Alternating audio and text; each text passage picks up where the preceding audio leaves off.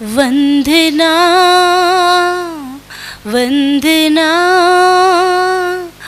సమాధాన ప్రభు నాకు స్తోత్రయాగమే స్తోత్రయాగమే వందనా మానవులయందు రక్షకుడు దాయించేన్ పాప శాప రోగమెల్ల పారద్రోలెను మానవులయందు రక్షకుడు దాయించేన్ పాప శాప రోగమెల్ల పారద్రోలెను గాతించిన కాలమంత నన్ను బ్రోచెను గాతించిన కాలమంత నన్ను బ్రోచెను వందనా వందనా సమాధాన ప్రభు నాకు స్తోత్రయాగమే స్తోత్రయాగమే వందనా లోకమోహమంత కూడా తీసివేసెను పరలోక వాంఛనాలు కలుగజేసెను లోకమోహమంత కూడా తీసివేసెను పరలోక వాంఛనాలు కలుగజేసెను పరిశుద్ధ జీవితము సాధ్యం చేసెను పరిశుద్ధ జీవితము సాధ్యం చేసెను వందనా వందనా సమాధాన ప్రభు నాకు స్తోత్రయాగమే స్తోత్రయాగమే వందనా ఆత్మతోను సత్యముతో ఆరాధింతును కృప సత్యమంత నిండియున్న ప్రభువా ఆత్మతోను సత్యముతో ఆరాధింతును కృప సత్యమంత నిండియున్న ప్రభువా నీవే సత్య జీవ మార్గమాది నిశ్చయం నీవే సత్య జీవ మార్గమాది నిశ్చయం వందనా వందనా సమాధాన ప్రభు నాకు స్తోత్రయాగమే స్తోత్రయాగమే వందనా అనుదీన జీవితాము క్రొత్తదాయెను జీవిత సంవత్సరాములధికమాయెను అనుదీన జీవితాము క్రొత్తదాయెను జీవిత సంవత్సరాములధికమాయెను ఇంక నేను నన్ను గన్న ప్రభుని వీడెను ఇంక నేను నన్ను గన్న ప్రభుని వీడెను వందనా వందనా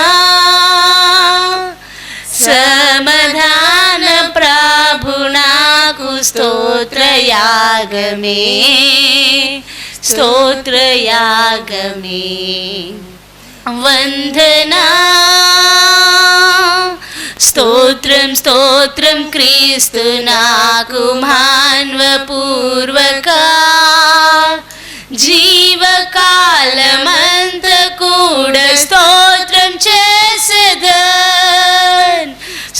స్తోత్రం స్తోత్రం క్రీస్తు నాకు మన్వపూర్వక జీవకాలమంత కూడా స్తోత్రం చేసేదన్. స్తోత్రం స్తోత్రం స్తోత్రం స్తోత్రం స్తోత్రయాగమే. స్తోత్రం స్తోత్రం స్తోత్రం స్తోత్రం స్తోత్రయాగమే. స్తోత్రం స్తోత్రం స్తోత్రం స్తోత్రం స్తోత్రయాగమే.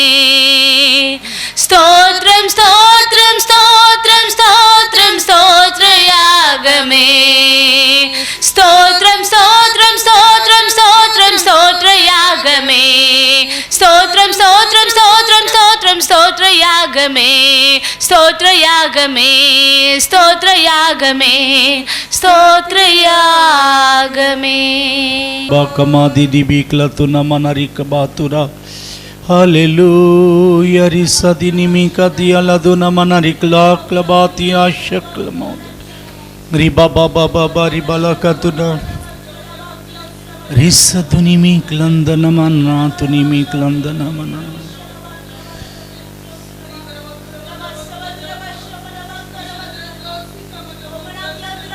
రిసతియల తురల కమాదిని మీకమౌదున మన హల్లెలూయా హల్లెలూయా. ప్రభు మన మధ్యలో ఆశలై ఉన్నారు గనక దేవునికి స్తోత్రాలు చెల్లిద్దాం. స్తోత్రం స్తోత్రం స్తోత్రం స్తోత్రం స్తోత్రం స్తోత్రం స్తోత్రం స్తోత్రం స్తోత్రం స్తోత్రం స్తోత్రం స్తోత్రం. పరిశుద్ధాత్మ తండ్రి మన మధ్యలో వాసం చేయుచున్నారు గనక దేవునికి స్తోత్రాలు చెల్లిద్దాం. స్తోత్రం స్తోత్రం స్తోత్రం స్తోత్రం స్తోత్రం. ఇప్పుడు పాటల్లోనూ ఆరాధనలోనూ దేవుని వాక్య పరిచయంలోనూ ప్రభువారు వంతు ఉండి నడిపిస్తున్నారు కనుక దేవునికి స్తోత్రాలు చెల్లిద్దాం.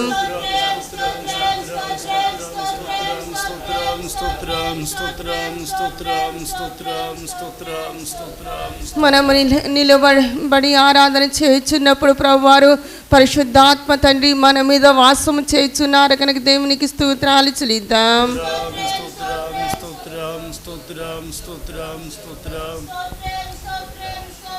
ప్రభువారి రహస్య రాకడ కొరకు ఆయత్తపరచినట్టు దేవునికి స్తోత్రాలు చెల్లిద్దాం.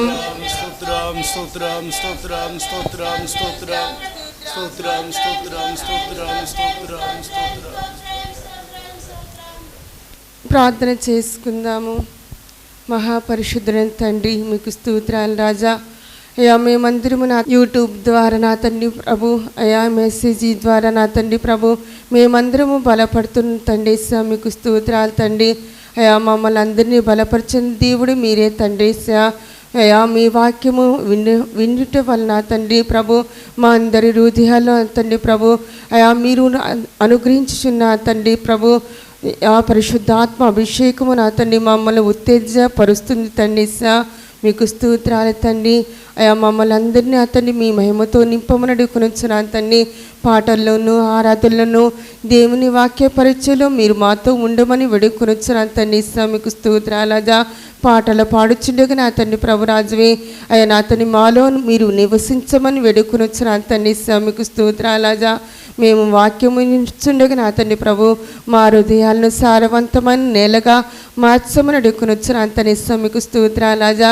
మేము నిలబడి ఆరాధన చేస్తుండగా నా తండ్రి ప్రభు పరిశుద్ధాత్మ తండ్రి మా మీద నా తండ్రి ప్రభు రాజువే మీ ఆత్మవర్షము కుమ్మరించమని అడుగుకొనుచున్నా తండ్రి. మీకు స్తోత్రాలజా.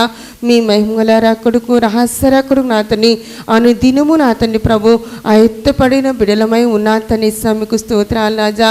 మేమందరము నా తండ్రి ప్రభు మీ రాకలో మీతో ఉంటకు మీరు కృపాద్వారాలు తెరిచి మీరే మహిమ పొందమని నజరేయుడైన యేసుక్రీస్తు వారి అతి పరిశుద్ధ నామమున అడిగి ప్రార్థిస్తున్నాం తండ్రి. ఆమేన్. అందరం కూర్చుందాం. పాటల పుస్తకం తెరిచి అందరం కలిసి పాటను పాడుకుందాం. సజీవుడు యేసు సంపూర్ణుడు అనే పాటల పుస్తకంలో నుండి 45వ నెంబర్ పాటను మనమందరం కలిసి పాడుకుందాం. సజీవుడు యేసు సంపూర్ణుడు అనే పాటల పుస్తకంలో నుండి 45వ నెంబర్ పాటను మనమందరం కలిసి పాడుకుందాం.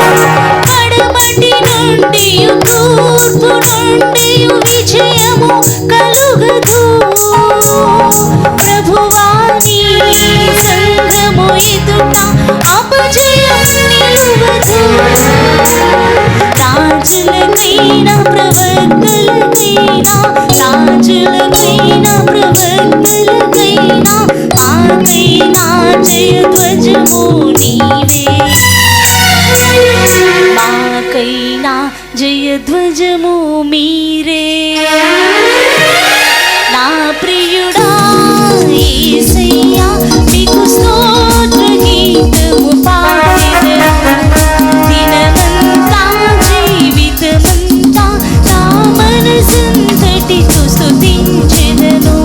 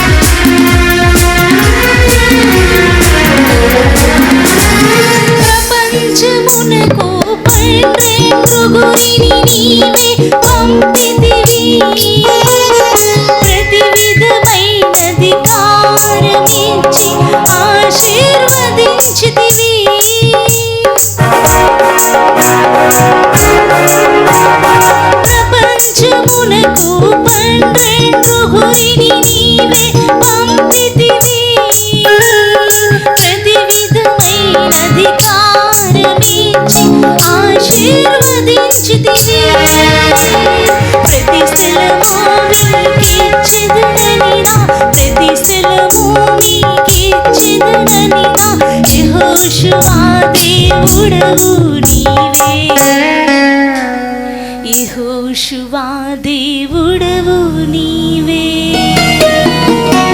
నా ప్రియుడా యేసయ్యా మీకు స్తోత్ర గీతము పాడెదను దినమంతా జీవితమంతా నా మనసంతటితో స్తుతించెదను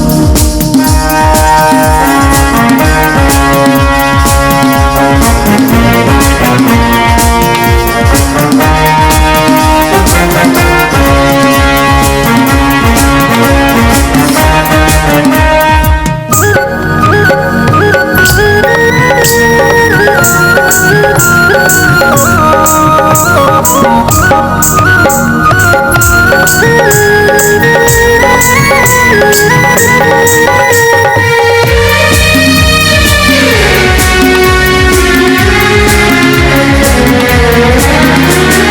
సమూయేలుకు యాజకత్వము దయతో ఇచ్చితివి. సొలొమోనును మహాజ్ఞానిగా నీవే మార్చితివి.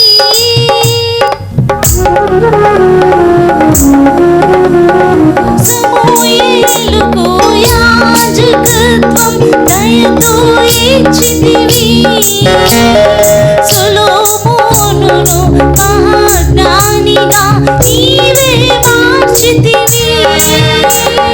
సంగమనోని శరీరమునకు సంగమనోని శరీరమునకు ఆధారమును శిరస్సు నీవే.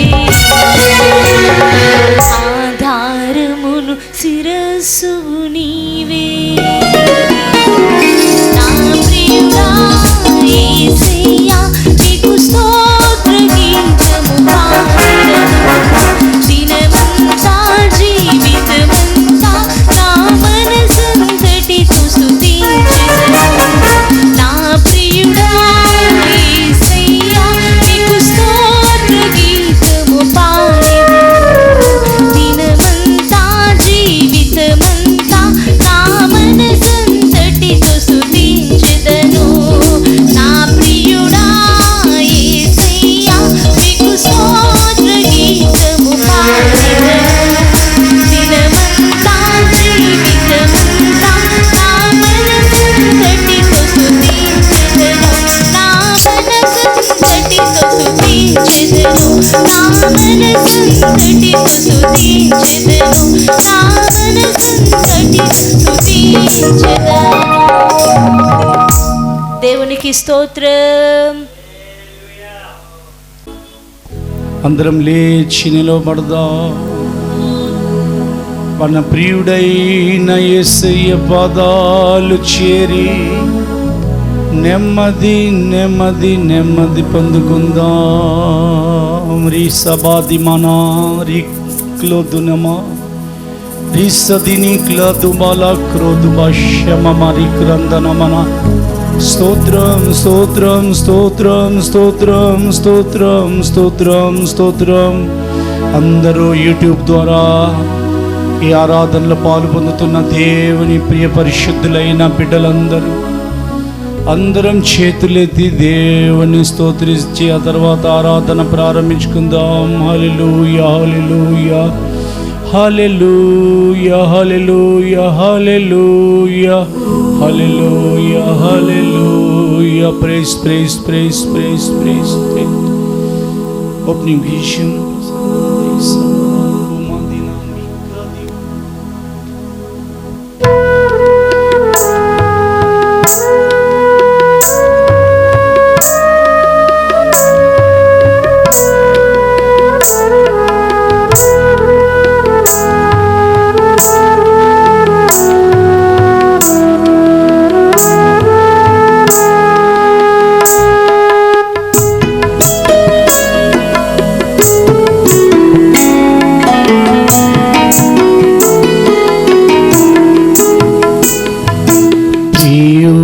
నీ ప్రేమ పాదముల్ చేరి నెమ్మది నెమ్మదియే.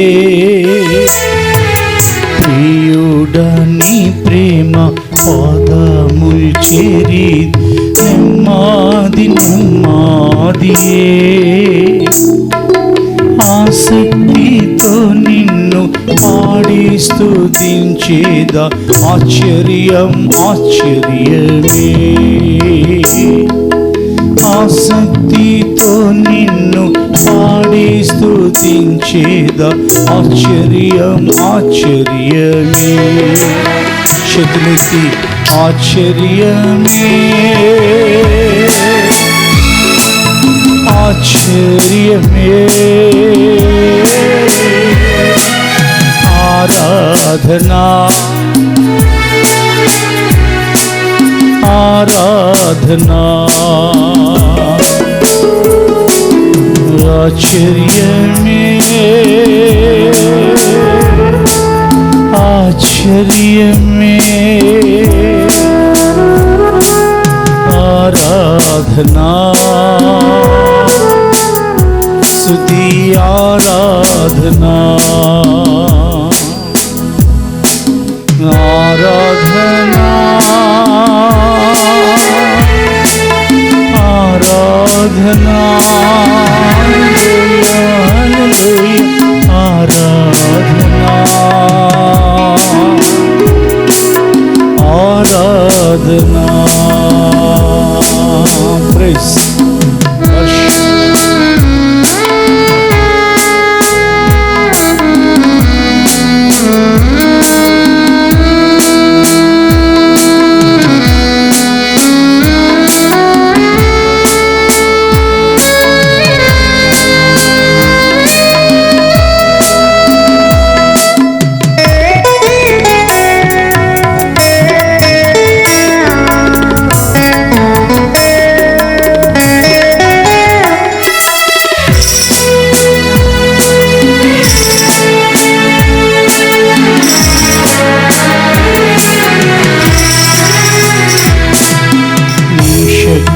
కార్యముల్ తలంచి తలంచి ఉల్లాసం పొంగేనయా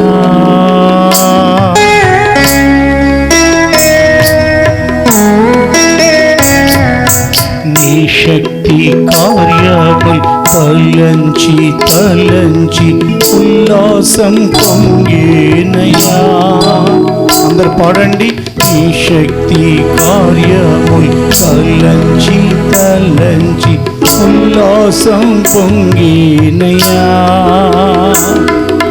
మంచివాడా మంచి చేయువాడా మంచివాడా మంచి చేయువాడా మంచివాడా మంచి praise and glory to God మంచివాడా మంచి చేయువాడా యెహోవా మంచివారు ఆయన కృప నిరంతరం ఉండును ఆరాధిస్తాం మంచివాడా మంచి చేయువాడా స్తోత్రము స్తోత్రమయ్యా మంచివాడా మహోన్నతుడా ఆరాధనా దేవునికి మహిమ ఆరాధనా మంచివాడా మహోన్నతుడా ఆరాధనా స్తుతి ఆరాధనా చేతులెత్తి పరలోక తండ్రి తండ్రి ఆరాధనా ఆరాధనా స్తుతి ఆరాధనా ప్రభువైన యేసు ఆరాధనా ఆరాధనా స్తుతి ఆరాధనా పరిశుద్ధాత్మా ఆరాధనా ఆరాధనా స్తుతి ఆరాధనా ప్రియుడని ప్రేమ పదముల్ చేరి నెమ్మాడి నెమ్మాడియే నా శక్తితో నిన్ను ఆడి స్తుతించేదా ఆశ్చర్యం ఆశ్చర్యమే ప్రైజ్.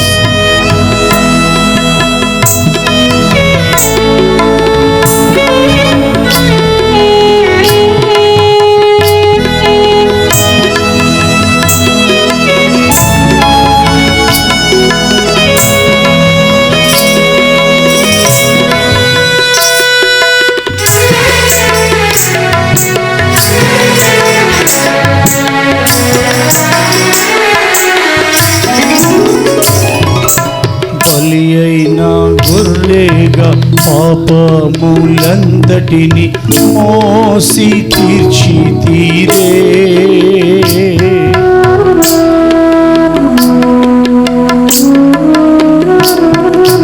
బలి అయిన గొర్రెగా పాపములంతటిని మోసి తీర్చి తీరే.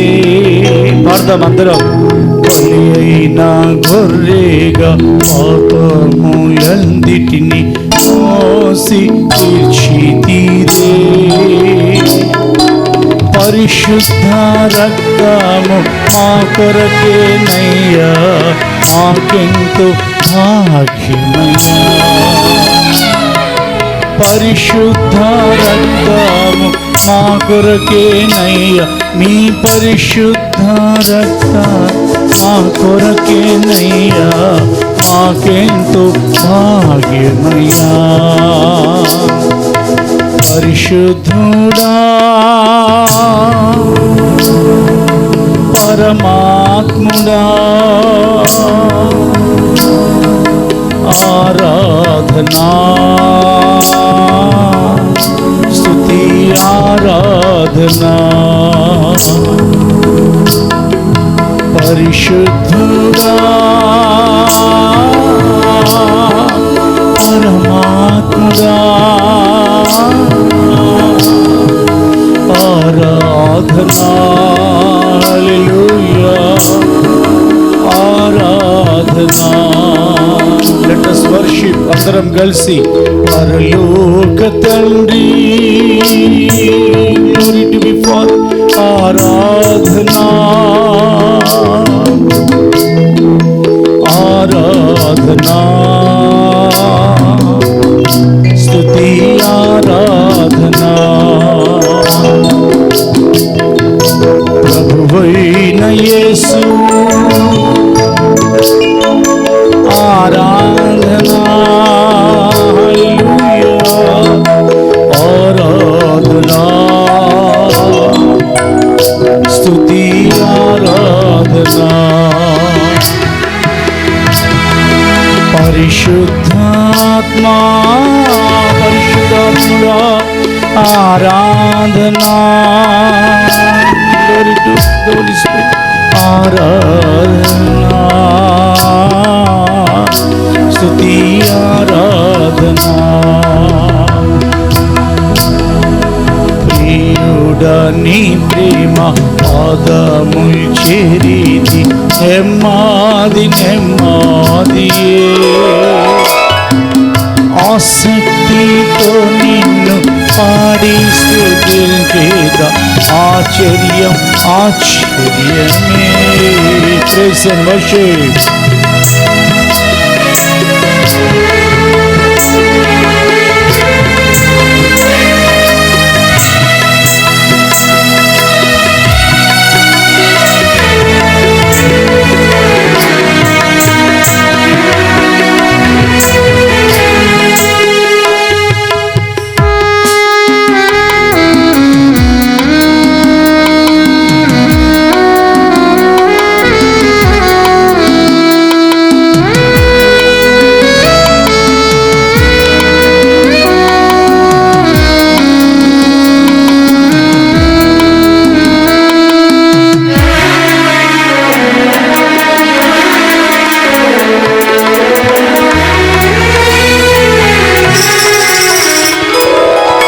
ఎన్నెన్నో ఇక్కట్లు బ్రతుకులో వచ్చినను నిన్ను నే విడువానయ్యా.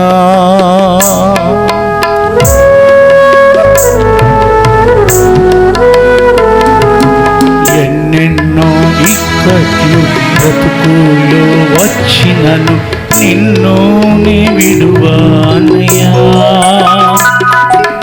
ఎన్నెన్నో ఇక్కట్లు బ్రతుకులో వచ్చినను నిన్ను నే విడువానయ్యా. రక్తము చిందించి సాక్షిగా నందడు నిశ్చయం నిశ్చయమే. రక్తము చిందించి సాక్షిగా నందలు నిశ్చయం నిశ్చయమే. కూడా చేతులెత్తి యేసునాదా ఆరాధనా, దేవునికి మహిమ స్తుతి ఆరాధనా. పాడదాం అందరం కలిసి. రక్షకుడా యేసునాదా హల్లెలూయా హల్లెలూయా ఆరాధనా హల్లెలూయా ఆరాధనా. పరలోక తండ్రి తండ్రి తండ్రి ఆరాధనా ఆరాధనా ఆరాధనా స్తుతి ఆరాధనా. ప్రభువైన జీసస్ ఆరాధనా ఆరాధనా స్తుతి ఆరాధనా. పరిశుద్ధాత్మకి పరిశుద్ధాత్మా ఆరాధనా ఆరాధనా స్తుతి ఆరాధనా. పరిశుద్ధాత్మా పరిశుద్ధాత్మా ఆరాధనా ఆరాధనా స్తుతి ఆరాధనా ఆరాధనా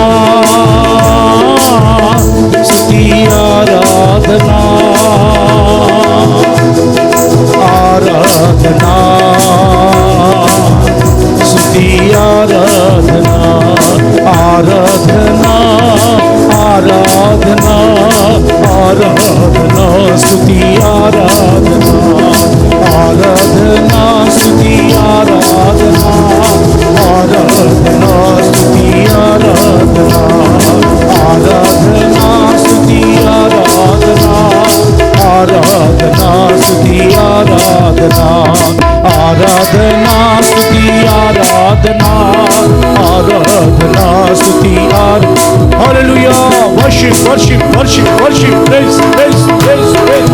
ఆరాధనా స్తుతి ఆరాధనా ఆరాధనా స్తుతి ఆరాధనా ఆరాధనా ఆరాధనా ఆరాధనా స్తుతి ఆరాధనా ఆరాధనా ఆరాధనా ఆరాధనా ఆరాధనా. దూరవక్లతిమన రిసదురలకమదిన శలక్లందన మన భాగవతున రిక్లదూదురిక్లదూరిదిరివానిక్లందురలక్రది అలబౌకమౌదున హల్లెలూయా. రిసబనవన కందర దుమినిక్లందన మనకబౌతున. We glorify you, Father, Son and Holy Spirit. పరలోక తండ్రి రిసదురిక్లదరబక్లో మదిన మనక్రబతురిక్బౌతున రిక్షతున మనక్రత్య ఆరాధనా ఆరాధనా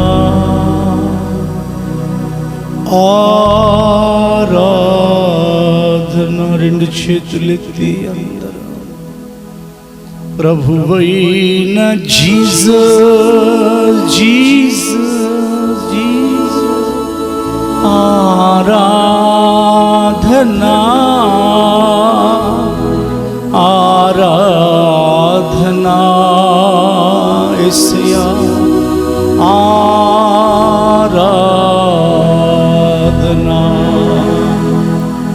పరిశుద్ధాత్మా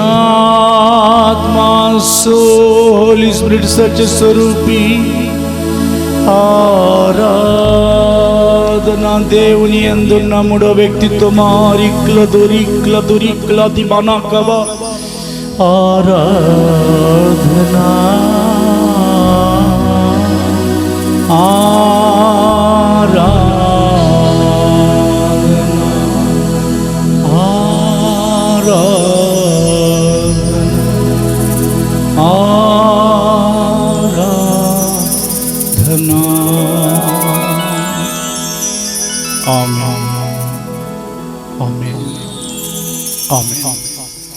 పరవశించి మనం ఆరాధించాం. ఆయన సంతోషించి మనల్ని ఆశీర్వదించుటకై సిద్ధంగా ఉన్నారు. అడగండి, మీ సంతోషం పరిపూర్ణమైనట్లు అడుగుడి, మీకు దొరుకునని ఆయన వాగ్దానం చేశారు. మన ప్రభువైన యేసుక్రీస్తు యొక్క సత్య ప్రమాణాన్ని బట్టి వాగ్దానం చేసిన వారు నమ్మదగిన వారు కనుక అడగండి, మీకేం కావాలో.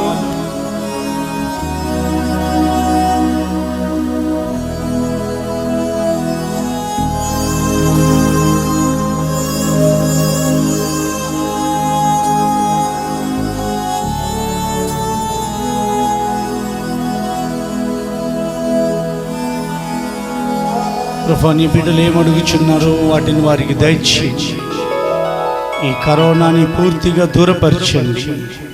మీ పరిశుద్ధమైన రక్తమును అందరి మీద ప్రోక్షించండి. యూట్యూబ్ ద్వారా చూచుచున్న వారిని మీ యొక్క శక్తి తగలాలి, మీ యొక్క ప్రభావం తగిలి తాకి వారికి బలం కలుగునుగాక. మహిమగల మీరు అక్కడ వచ్చినప్పుడు మమ్మల్ని మీ ఎదుట నిలవబెట్టండి. నజరేయుడైన యేసుక్రీస్తు పేరిట ప్రార్థించుచున్నాము తండ్రి, ఆమేన్. ప్రార్థన చేసుకుంటాం. మహోన్నతుడైన తండ్రి, మీకు స్తోత్రాలు రాజా. ఇప్పుడు పాటల్లోనూ ఆరాధనలోనూ నా తండ్రి మీరు మహిమ పొంది ఉన్నారు తండ్రి. మీ రక్తాన్ని మా కొరకు చిందించిన తండ్రి, మాకు నిత్య జీవం ఇచ్చారు తండ్రి. మీకు స్తోత్రాలు రాజా. మేమందరము నా తండ్రి మీ వాక్యము విని గైకొనగలన గొప్ప ధన్యత భాగ్యము దైత్యం నడుకుని వచ్చిన తండ్రి. మీకు స్తోత్రాలు రాజా. మీ మహిమల రాకులో రహస్య రాకులు నా తండ్రి మీతో ఉండేటట్లుగా మీరు కృప చూపించమని నజరేయుడైన యేసుక్రీస్తు నామమున ప్రార్థిస్తున్నాం తండ్రి, ఆమేన్. ప్రభు మనతో ఉన్నారు గనుక మన దేవునికి స్తోత్రాలు చెల్లిద్దాం. స్తోత్రం స్తోత్రం స్తోత్రం స్తోత్రం స్తోత్రం స్తోత్రం స్తోత్రము స్తోత్రము స్తోత్రం స్తోత్రం స్తోత్రం. పరిశుద్ధాత్ముడే మాట్లాడువారు గనుక స్తోత్రాలు చెల్లిద్దాం. స్తోత్రం స్తోత్రం స్తోత్రం స్తోత్రం స్తోత్రం స్తోత్రం స్తోత్రం స్తోత్రం స్తోత్రం. మన ప్రభువును రక్షకుడైన యేసుక్రీస్తు వారి ద్వారా తండ్రి అయిన మన దేవునికి యుగాలలో ఆరాధన స్తుతి స్తోత్రం నమస్కారాలు మహిమయు ఘనతయు కీర్తియు ప్రభావం ఆరోపించుచు స్తోత్రాలు చెల్లిద్దాం. స్తోత్రం స్తోత్రం స్తోత్రం స్తోత్రం స్తోత్రం స్తోత్రం స్తోత్రం స్తోత్రం స్తోత్రం స్తోత్రం. ఆమేన్. అందరం కూర్చుందాం. మన ప్రభు అయిన దేవుడు ఒకవేళ తన దర్శనం కానీ ఇవ్వకపోతే మనుషులకు కూడా ఇబ్బందిగానే ఉంటుంది. వారికి వారి భవిష్యత్తు అర్థం కాదు. భూమి కూడా ఎండిపోయే ఉంటుంది. ఆ భూమికి కూడా ఫలభరితమైన అనుభవాలు ఉండవు. ఆత్మ సంబంధమైన అనుభవాలు ఉండవు. అందుకని ఈరోజు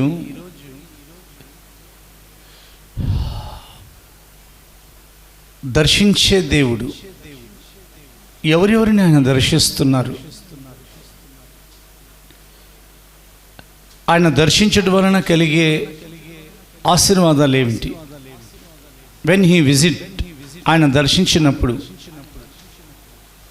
పలు విధాలుగా ఆయన దర్శిస్తారు. అది ఆయనకి ఇష్టం, ఆయన మార్గంలో, అది ఆయన చిత్తం. కలలో కూడా దర్శించే దేవుడు ఆయన.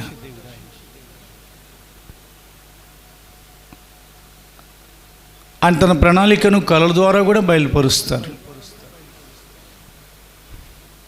యాకోబు యొక్క ప్రయాణంలో అలసట చేత, ప్రొద్దుగురుకుట చేత అతడు నిద్రపోయినప్పుడు ఆ కలలో ప్రభువైన దేవుడు యాకోబు జీవితంలో తాను ఏం చేయదలిచారు. రిబ్కా ఆలోచన వేరు, యాకోబుని దూరంగా పంపించాలని. దేవుని ఆలోచన వేరు, అది బయలుపరిచారు. ఇంకా మనం పరిశుద్ధ గ్రంథాన్ని మనం జాగ్రత్తగా తేరి చూసినా, పరీక్షించి చూసినా, ఆయన పలు విధాలుగా ఆయన ప్రజలకు దర్శన భాగ్యాన్ని ఇచ్చేవారై ఉన్నారు. బంధింపబడిన వారిని దర్శించే దేవుడు. మనం ఆత్మీయ ప్రయాణంలో ఉన్నాం. ఎప్పుడు మనతో ఆయన మాట్లాడతారు? వాక్యం ద్వారా అయినా మాట్లాడవచ్చు, కళల ద్వారా మాట్లాడవచ్చు, ప్రవచనం ద్వారా ప్రభు మనల్ని పలకరించవచ్చు, ప్రత్యక్షమై ఏకంగా ఆయన మాట్లాడవచ్చు. ప్రార్థన చేసే సమయంలో దర్శనాలు వస్తూ ఉంటాయి, దర్శనం ద్వారా మాట్లాడవచ్చు. కానీ దర్శించే దేవుడు ఈరోజు ఆయన మనల్ని దర్శించేవారై ఉన్నారు, భూమిని దర్శించేవారై ఉన్నారు, ఆయనకు ప్రార్థన చేయవారిని దర్శించేవారై ఉన్నారు. ఆయన కొరకు ఎవరైతే కనిపెట్టుకుంటారో వారిని దర్శించే దేవుడై ఉన్నారని మనం వినబోతున్నాం. ఆయన దర్శిస్తే కట్లు తెగుతాయి. ఆయన దర్శించేదే బంధింపబడిన వారు విడుదల పొందాలని. బంధింపబడిన వారిని బయటికి తీసుకొచ్చే బాధ్యత ప్రభువుది. చెరలో ఉన్న వారికి విముక్తి ప్రకటించడానికి బయలుదేరి వచ్చిన దేవుడు ఆయన. ఈ మాటలు వింటున్న మనం ప్రయాణాల్లో ఉండొచ్చు, యాకోబులాగా కనిపెడుతూ ఉండొచ్చు, అబ్రహాం లాగా బంధింపబడి ఉండొచ్చు, యోసేపు లాగా. మనం ఏ అనుభవంలో ఉన్నా కానీ ఎవరు మనల్ని చూడడానికి రాలేదు అని మనం అనుకుంటాం. అసలు మనం ఎవరిని చూడడానికి వెళ్ళామని మనల్ని మనం అడగం. ఎవరు నన్ను పలకరించలేదని మనోవేద చెందటం కంటే మనం ఎవరిని పలకరించాలి, ఎవరిని పలకరించాం అని మనం ఆత్మ పరిశీలన చేసుకోవటం అవసరం అనుకోండి. దేవుని చిత్తమైతే వారే వచ్చి మనల్ని పలకరిస్తారు. కానీ ఎవరు ఎంత పలకరించినా, ఎవరు మనల్ని విజిట్ చేయడానికి వచ్చినా, మనం ఎవరిని విజిట్ చేయడానికి వెళ్ళినా లేఖనాలు ఇలా సెలవిస్తున్నాయి, ఆయన కానీ దర్శనం ఇస్తే వారికి విముక్తి కలుగుతుంది, విడుదల కలుగుతుంది, విమోచనం కలుగుతుంది. మీ పరిశుద్ధ గ్రంథాలు మీరు ఇప్పుడు తెరవబోతున్నారు. బాప్టిజం ఇచ్చి యోహాను యొక్క తండ్రి అయిన యాజకుడైన జకరియాకు దేవుడు పరిశుద్ధాత్మ అభిషేకం సమృద్ధిగా అనుగ్రహించి ఆత్మపూర్ణుడై అతడు పరిశుద్ధాత్మతో నిండుకుని వాడై ప్రవచిస్తూ ప్రారంభంలోనే ఈ మాట సెలవిచ్చారు. మీ పరిశుద్ధ గ్రంథాలు తెరవండి. లూకా సువార్త 1వ అధ్యాయం 68వ వచనం చదవండి. ప్రభు అయిన ఇజ్రాయేలు దేవుడు స్తుతింపబడుగాక. ఆయన తన ప్రజలకు దర్శనమిచ్చి వారికి విమోచన కలుగు చేసెను. చాలు. ఆయన దర్శనం ఇవ్వనంతకాలం వారికి విడుదల లేదు. ఆయన ప్రజలు ఆ కాలంలో యెరూషలేములోనే ఉన్నారు. వారు వాగ్దాన దేశంలోనే నివాసం చేస్తున్నారు. అయినా కానీ వారికి విడుదల వారికి అవసరమైంది. ప్రవక్తలు వచ్చినా కానీ వారికి విమోచనం కలగచేయలేకపోయారు. రాజులు వారిని పరిపాలించినా కానీ వారికి విడుదల కలగలేదు. బట్ అది అవసరమైంది. దేవునికి తెలుసు మనకు అవసరమైనవి ఏమిటో. మీరు అనుకోమాకండి ప్రభు మీకు తన ముఖమును చాటు చేర్చున్నారని. మనం చాటుకు వెళ్ళిపోతాం. ఆయన ఎప్పుడు మనల్ని తేరి చూస్తూనే ఉంటారు. ఆయన అరచేతుల్లో మన రూపాన్ని చూస్తూ ఉంటారు. ఆయన ఎదుట మన ప్రాకారాల్ని గమనిస్తూనే ఉంటారు.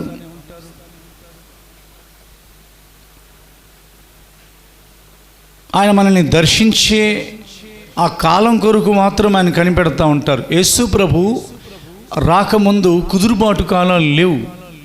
అప్పటి వరకు ఆయన పరలోకంలో నివాసై ఉండుట అగత్యము, అవసరమని బైబిల్ సెలవిస్తుంది. ఎప్పుడైతే యేసు ప్రభుల వారు వచ్చే కాలం వచ్చిందో, ఆయన వచ్చే ముందే ఈ జకర్యాకు దేవుని యొక్క వాక్యంలో పైన 67వ వచనం చదువుతున్నాను. మరియు అతని తండ్రి జకర్యా పరిశుద్ధాత్మ పూర్ణుడై ఇట్లు ప్రవచించెను. ప్రవచనాన్ని నమ్మండి. ప్రవచనం ద్వారా దేవుడు మాట్లాడతారని విశ్వసించండి. అక్కడ అనేక మంది వింటున్నారు. జకర్యా ద్వారా దేవుడు మాట్లాడుతున్నారు. ఎప్పుడైతే జకర్యా నోరు తెరవబడిందో,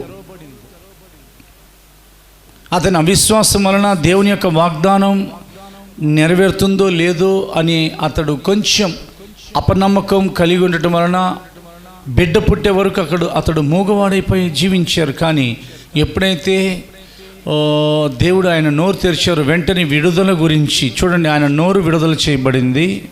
హల్లెలూయా. ఆ తర్వాత దేవుని యొక్క వాగ్దానాల ప్రకారంగా పరిశుద్ధాత్మ ఏమి మాట్లాడాలో అది తెలియపరుస్తూ వచ్చారు. ఈరోజు దేవుని యొక్క పరిశుద్ధాత్ముడు విడుదల గురించి దాంతోపాటు మనకు జరగాల్సిన అనేకమైన కార్యాల గురించి, వెన్ ద లార్డ్ విజిట్స్ అస్, ఎప్పుడైతే దేవుడు మనల్ని దర్శిస్తారో ఏమేమి జరుగుతాయి మనకు తెలియపరుస్తున్నారు.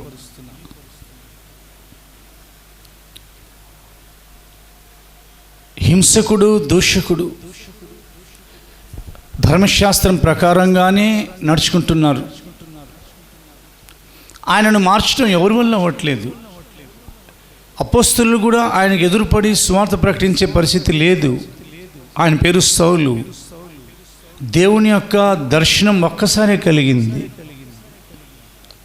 చూడండి, సౌలు ధర్మశాస్త్రం ప్రకారంగా జీవిస్తున్న ఆయనను ఎవరు మార్చలేరు. చాలా కష్టం. ఒక్కసారి ప్రభు సౌలుని ఆకాశం నుండి ముఖాముఖిగా ఎదురుగా నిలబడి పిలవల్ల. ఆయన ప్రయాణంలో ఆకాశం నుండి ప్రభు పౌలు ఏ దిశగా వెళ్తున్నారో చూస్తున్నారు. పౌలు హింస మార్గాన్ని ఎన్నుకున్నారు. అక్కడ ప్రియ దేవుని బిడ్డ, హింసితులు ధన్యులు. క్రీస్తు కొరకు హింసింపబడేవారు కూడా ధన్యులు. ప్రభువుకి తెలుసు ఆయన ప్రారంభించిన మార్గాన్ని మూసేయాలని, ఆయనను ఎందు విశ్వాసం ఉంచిన వారిని చెరపట్టాలని, వారిని హింస పెట్టి ఈ సత్య మార్గంలో అడుగు పెట్టకుండా చేయాలని ఆయన దమస్కు వైపు వెళుతున్నారని ఒక్కసారి ఆకాశం నుండి సౌలు వైపు చూసిన దేవుడు సౌలును ఎప్పుడైతే చూస్తున్నారో ప్రియ దేవుని బిడ్డ, ఆయన ముఖకాంతి వలన సౌలు చుట్టూరు వెలుగు ప్రకాశిస్తే ఆ వెలుగుకి సౌలు ఒక్కసారి క్రింద పడిపోయారు. ఆ వెలుగులో నుండి ప్రభు పిలుస్తున్నారు. ఆ దర్శనానికి సౌలు మారిపోయారు, పౌలైపోయారు. స్తోత్రం చెప్పండి దేవునికి. దేవుడు మార్చేవారు ఎంత కఠినమైనా కానీ, ఎవరైనా మీ పట్ల కఠినంగా ఉన్నారా? మన పక్షంగా కొంతమంది వారి హృదయాల్ని కఠినపరుచుకున్నారో దాని గురించి మీరు చింతపడొద్దు. కఠినమైన వారిని మార్చగలిగిన దేవుడు ఒక ఆయన ఉన్నారు. వారంతట వారే పలకరించే రోజులు రాబోతున్నాయి. భయపడిపోతున్న ఆనాటి 2000 సంవత్సరాల క్రితం జీవించిన ఆ క్రైస్తవులను పలుకరించడానికి పౌలు గారు తర్వాత బయలుదేరి వెళితే వాళ్ళే ఆశ్చర్యపడ్డారు. ఇతడు ఈ మార్గాన్ని హింసించాడు కదా, ఇతడు ఎలా మారిపోయాడని. మన దేవుని యొక్క దర్శనం అంత బలమైనది. దేవుడు అలా దర్శించగానే ఆయన సౌలా సౌలా నీవెందుకే నన్ను హింసిస్తున్నావు అని ఒక మాట అడిగారు. ఎవరు ప్రభు అని అనగానే నీవు హింసించున్న యేసుని అన్నారు. యేసుని హింసించలా, ఆయన సంఘాన్ని హింసించారు. సంఘాన్ని హింసించేవారు యేసుని హింసించేవారు అయి ఉంటారు. అది ప్రపంచంలో ఎక్కడైనా కానీ, మన యొక్క ప్రాంతాల్లో, మన దేశంలో అయినా కానీ, ఎవరైనా కానీ సంఘాన్ని హింసిస్తే వారు దేవుణ్ణి హింసించిన వారు అవుతారు. వారిని మార్చే బాధ్యత ఆయనదే. ఎందుకంటే ఇది యేసుక్రీస్తు యొక్క అమూల్యమైన రక్తం వలన తెరవబడిన మార్గం. మోయటం ఎవరి వలన కాదు. హల్లెలూయా. ఆయన యొక్క పాత మార్గం, హింసా మార్గం మూయబడింది. ఆయన కొరకు నూతనమైన సేవా మార్గం ప్రారంభించబడింది. ఒక భయంకరమైన హింసకుణ్ణి, మత ఛాందస్యవాది ఆయన, మత ప్రవిష్టుడు ఆయన, గమాలియేలు పాదాల దగ్గర నేర్చుకున్న వ్యక్తి ఆయన. ఆయననే మార్చిన దేవుడు, దర్శించే దేవుడు గురించి వినండి. మనకు విరోధంగా లేచిచ్చిన పరిస్థితులను మార్చగలిగిన దేవుడు మనతో మాట్లాడుతున్నారు. Praise the Lord. కానీ ఆయన దర్శించినప్పుడు మనం ఆయనను ఎరిగి ఉండాలి. ఆయన మన జీవితంలో ఏం పరిస్థితులు మారుస్తున్నారో మనం గమనిస్తూ ఉండాలి. ఆయన పరిస్థితులు మారుస్తూ ఉంటారు. ఆ జ్ఞానం చాలామందికి ఉండదు. He is the lord who creates the situations, who changes the situations. పరిస్థితులు మారుస్తూ ఉంటారు ఆయన. ఆయన యూదుల యొక్క పరిస్థితులు లేదా యెరూషలేము నివాసుల పరిస్థితులు మార్చాలని ప్రయత్నం చేస్తూ వారి మధ్యకు వచ్చారు. కానీ వాళ్ళు ఆయనను అంగీకరించలేకపోయారు. అప్పుడు ఒక మాట అన్నారు ఆయన, యెరూషలేమా యెరూషలేమా, ప్రభు నిన్ను దర్శించిన కాలం నీవు గిరుగుకుంటివి. చదువుదాం, లూకా సువార్త 19వ అధ్యాయంలో ఆ మాట రాయబడింది. లూకా సువార్త 19వ అధ్యాయం 43వ వచనం సగం మాత్రం చదవండి కొంచెం. ప్రభువు నిన్ను దర్శించిన కాలము నీవు ఎరుగుకుంటివి అది గనుక. ప్రభు దర్శించిన కాలం యెరూషలేముకి తెలియకపోయింది. ఆయన మనల్ని దర్శించేటప్పుడు మనకు తెలిసి ఉండాలి. కలలో దర్శించినా కానీ మనకు తెలిసి ఉండాలి. ఈ మధ్య ఒక సాక్ష్యం విన్నాను. చాలా పెద్ద నేరస్తుడు ఆయన, ఒక ఆయన. ఎవరిని లెక్క చేయడు. ఎవరైనా ఎదురు మాట్లాడితే వారిని కొట్టి మాట్లాడతారు. ఆ ప్రాంతం వారందరూ ఆయన అంటే చాలా భయపడతారు. ఆయనను చాలా గౌరవంగా పిలుస్తారు. ఉదయాన్నే ఎవరు వచ్చి తలుపు కొట్టారంటే ఆయన మంచి నిద్రలో ఉన్నాడు, తలుపు కొట్టి పేరు పెట్టి పిలుస్తున్నారంట. ఎవరు నన్ను పేరు పెట్టి పిలిచేది, అంత ధైర్యం ఉన్న మనిషి ఎవరున్నారని చాలా విసురుగా వచ్చి ఇక రెండోసారి పిలవకుండా కొట్టాలని తలుపు తీసి చూస్తే ప్రభు నిలబడి ఉన్నారంట. స్తోత్రం చెప్పండి. ఉలిక్కి పడ్డాడంట, మారిపోయాడంట ఆయన. నేను ఆ సాక్ష్యం విని నేనే ఆశ్చర్యపోయాను. ఆయన ఏ మనుషునికి భయపడడు, కానీ దేవుని యొక్క వాక్యంలో రాయబడింది, దేవుడు ఒక ఆయన ఉన్నాడు, ఎలాంటి వారినైనా ఆయన మార్చగలడు. మార్చే దేవుడు ఒక ఆయన ఉన్నాడు. ప్రియ సహోదరి లేదా సహోదరుడా, మన ఇంట్లో ఎవరైనా కానీ మారు మనసు లేని వాళ్ళు ఉన్నారంటే తప్పకుండా వారిని మార్చి, వారిని రక్షించి, మనతో పాటు వారిని చేర్చే దేవుడై ఉన్నాడు ఆయన. దర్శించే దేవుడు ఎలా దర్శిస్తారు? ఇప్పుడు మనం వెళ్ళబోతున్నాం వేదవాక్యంలో. ఎవరిని దర్శిస్తారు ఆయన? తాను సృష్టించిన వారిలో దేవదూతలు ఉన్నారు, కానీ వాటికి ఇవ్వని ప్రాముఖ్యత మనుషులకు ఆయన ఇచ్చారు.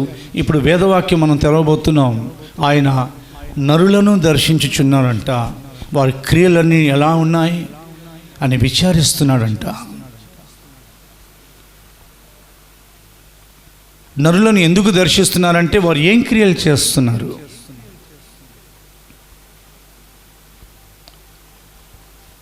వారి క్రియలని విచారిస్తున్నారు ఆయన.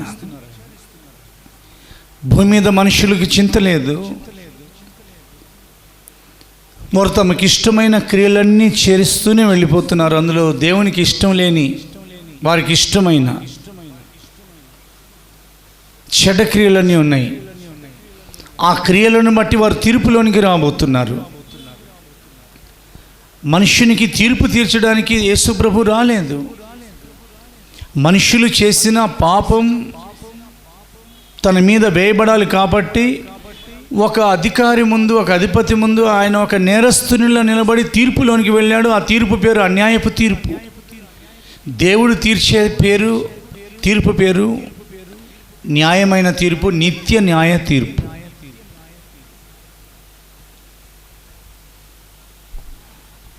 ఆయన విశ్వాస్యతను బట్టి తీర్పు తీరుస్తారని వ్రాయబడింది. జనములకు ఆయన తీర్పు తీర్చే కాలం రాబోతుంది. ఆ తీర్పు తీర్చే సమయంలో వారి క్రియలన్నీ పరలోక రాజ్యంలో లిఖితమవుతున్నాయి కనుక వారిని ఆయన దర్శిస్తున్నారు. మీ క్రియలు మార్చుకోండి అని. యూట్యూబ్లో మెసేజ్ చూడటం వరకేనా మన యొక్క పని?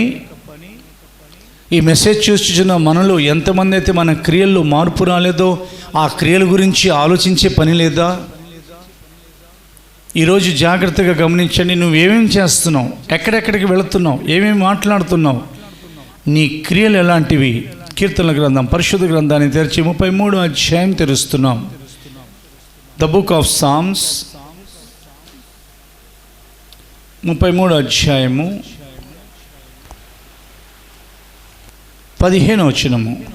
అయినా వారందరి హృదయములను ఏకరీతిగా నిర్మించిన వారు, వారి క్రియలన్నీ విచారించు వారు, వారిని దర్శించువారు. హల్లెలూయా.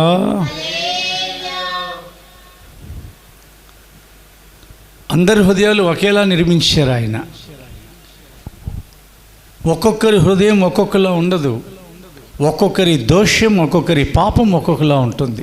ఒక్కొక్కరు తమకిష్టమైన మార్గమును ఎన్నుకున్నారు, ఇష్టమైన త్రోవను వారు తొలగిపోయారని బైబిల్ సెలవిస్తుంది.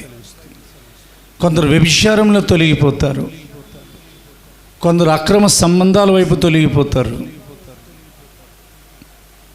కొందరు ఎక్కువగా త్రాగి త్రాగి త్రాగి త్రాగి తాగి లివర్లు పాడే వరకు తాగుతారు, ఆత్మ నరకానికి వెళ్ళే వరకు తాగుతారు. అలా పాడైపోతారు, తొలగిపోతారు. వాళ్ళకి తాగుడంటే ఇష్టం. కొందరు సినిమాలు చూసి చూసి చూసి అలాగున వారు తొలగిపోతారు. కొందరు అన్యాయం చేస్తూ చేస్తూ చేస్తూ పలు విధాలుగా వారి క్రియలను బట్టి తమకు వారు నష్టం కలిగించుకుంటున్నారని వారికి తెలియని విషయాలు,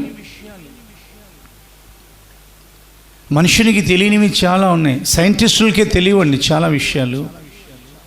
లోకంలో ఉన్న జ్ఞానులకి అనేక విషయాలు తెలియవు. అందుకనే జ్ఞాని ఏమాయనో శాస్త్రి ఏమాయనో అని వ్రాయబడింది. ఇది పరిశుద్ధ గ్రంథం. ఇది దేవుని యొక్క జ్ఞానం మరుగై ఉన్న, నిక్షిప్తమై ఉన్న పరలోకపు పుస్తకం. ఇది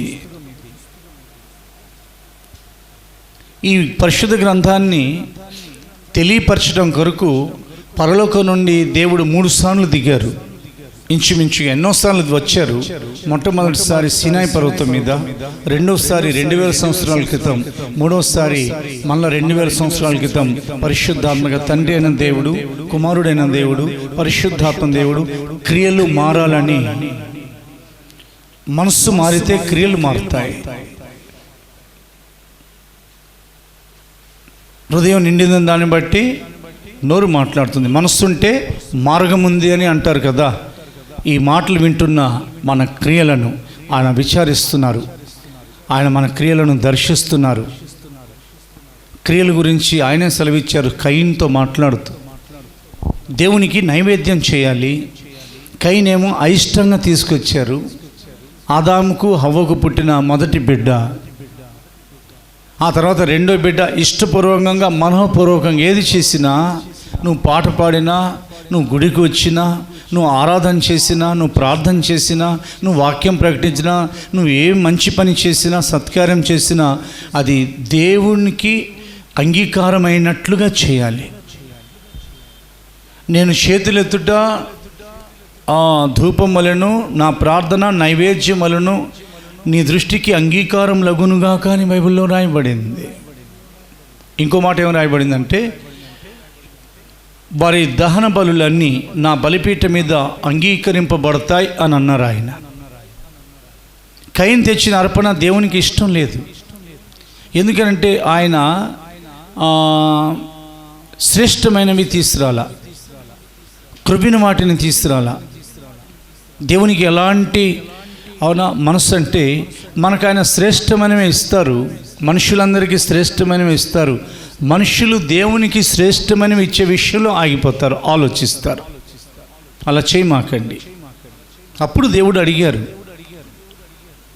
నువ్వు సత్క్రియ చేసిన ఎడల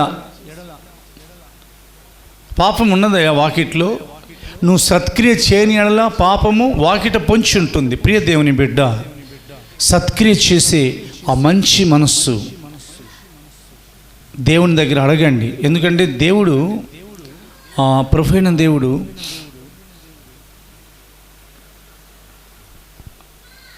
అంగీకరించే ఆ రోజుల్లో పశువుల మందవి పంట పొలంలో వారిద్దరు తీసుకొచ్చారు.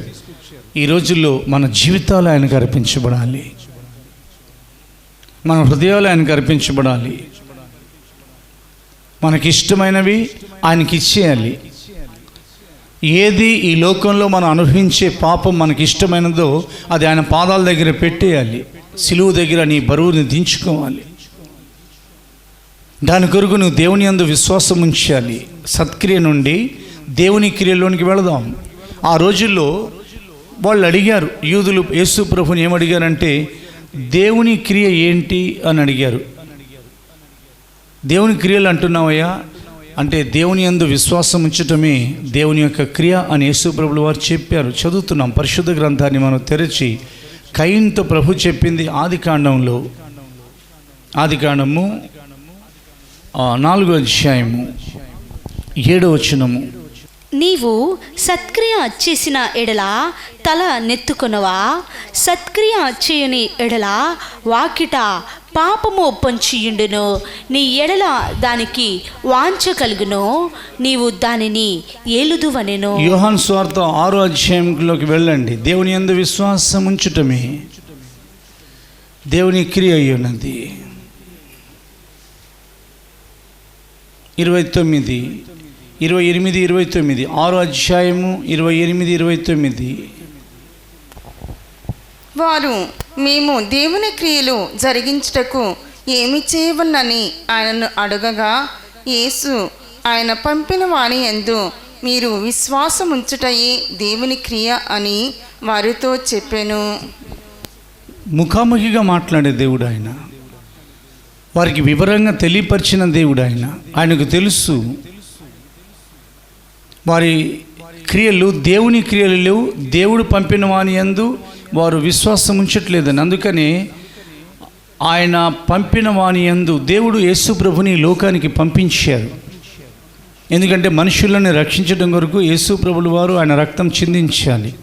ఆ విషయాన్ని యూదులు నమ్మారు, కానీ కొంతమంది యూదులు మాత్రం ఏమాత్రం కూడా దాని యందు విశ్వాసం ఉంచేలా ఆయనను ఎదురు ప్రశ్నించారు.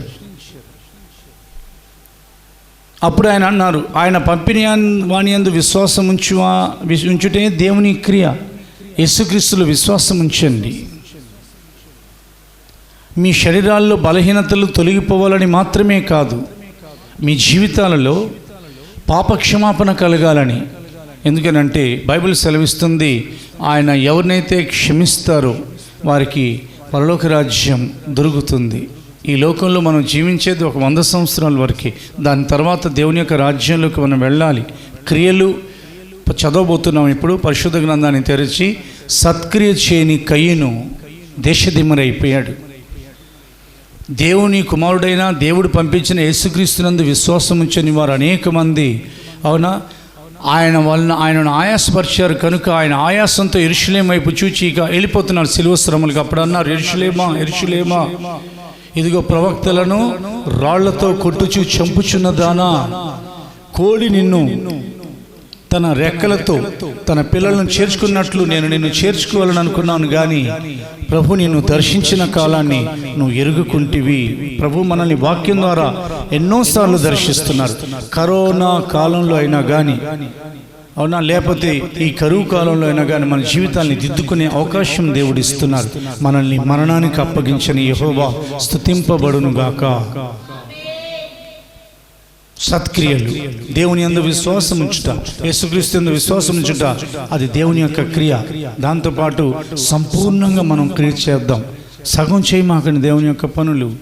ఎందుకంటే సగం చేసిన వాళ్ళు చచ్చిన వాళ్ళు అని అంటున్నారు. చదువుదాం ప్రకటన గ్రంథం 3వ అధ్యాయంలోకి వెళ్ళి చూస్తే, కొందరు దేవుని యొక్క క్రియ సగం చేస్తారు. అలా చేయమాక. 3వ అధ్యాయం 2వ వచనము. నీ క్రియలు నా దేవుని ఎదుట సంపూర్ణమైనవిగా నాకు కనబడలేదు గనుక జాగరూకుడవై చావనయ్యున్న మిగిలిన వాటిని బలపరచుము. దేవునికి స్తోత్రం కలుగునుగాక. ఏది చేసినా దేవుని మహిమ కొరకు చేయండి. అసంపూర్ణంగా చేయమాకండి. చేసేవారిని ఆపమాకండి. తీర్పు వారికి రాదు, మీకొచ్చేది ముందు. Those who disturbs the work of God, దేవుని పనిని ఎవరైతే డిస్టర్బ్ చేస్తారో వారికి తప్పకుండా తీర్పు వస్తుంది. దేవుని పనిని చేయండి, చేసే వాళ్ళని చేయనివ్వండి. దయచేసి ఆయన మీకు అప్పగించిన పనిని మీ ఊపిరి మీ శరీరం నుండి బయటికి వెళ్ళిపోయే వరకు, మీ ప్రాణం పోయే వరకు, చివరి వరకు చేయండి. మీకు ఇచ్చే ఫలం ఆయన నుండి కలుగుతుంది. హల్లెలూయా. ఎందుకు దేవుడు నరులందరినీ దర్శిస్తున్నారు? ఆ నరులలో మనం ఉన్నామా? మన క్రియల్లో సరైన క్రియలు లేవా అని అనగా మృతులకు తీర్పు తీర్చి ఒక రోజు దేవుడు నియమించారు. ఈ లోకంలో ఉన్న చట్టాల ప్రకారంగా కోర్టు లేని వారు న్యాయస్థానాలు తీర్చే తీర్పు ఆత్మకు కాదు, శరీరానికి. కొందరికి ఉరిశిక్ష వేస్తారు, కొందరికి జీవిత ఖైదు వేస్తారు, యావజ్జీవ కారాగార శిక్ష, కొందరికి 7 సంవత్సరాలు 3 సంవత్సరాలు, పలు విధాలుగా శిక్షలు, కొందరికి కొరడా దెబ్బలు ఆయా దేశాల్లో, కొందరికి రకరకాల శిక్షలు ఉంటాయి. అవి శరీరం వరకే. దేవుడు విధించే శిక్ష శరీరానికి కాదు, కేవలం ఈ లోకంలోనూ వారు ఇబ్బంది పడాలి. రాబోయే కాలంలో ఇప్పుడు చదవబోతున్నాం క్రియలను. అందుకని వారి క్రియలను ఎందుకు విచారించుచున్నారనగా వాళ్ళు ఏం చేస్తున్నారు, మరి దిద్దుకుంటున్నారా? ఈరోజు దిద్దుబాటు కాలం అనుకుందాం. ప్రకటన గ్రంథం 20:12-13 చదువుతున్నాం. రివిలేషన్, ప్రకటన గ్రంథం చాప్టర్ 20, 20:12 and 13, 12-13 వచనాలు.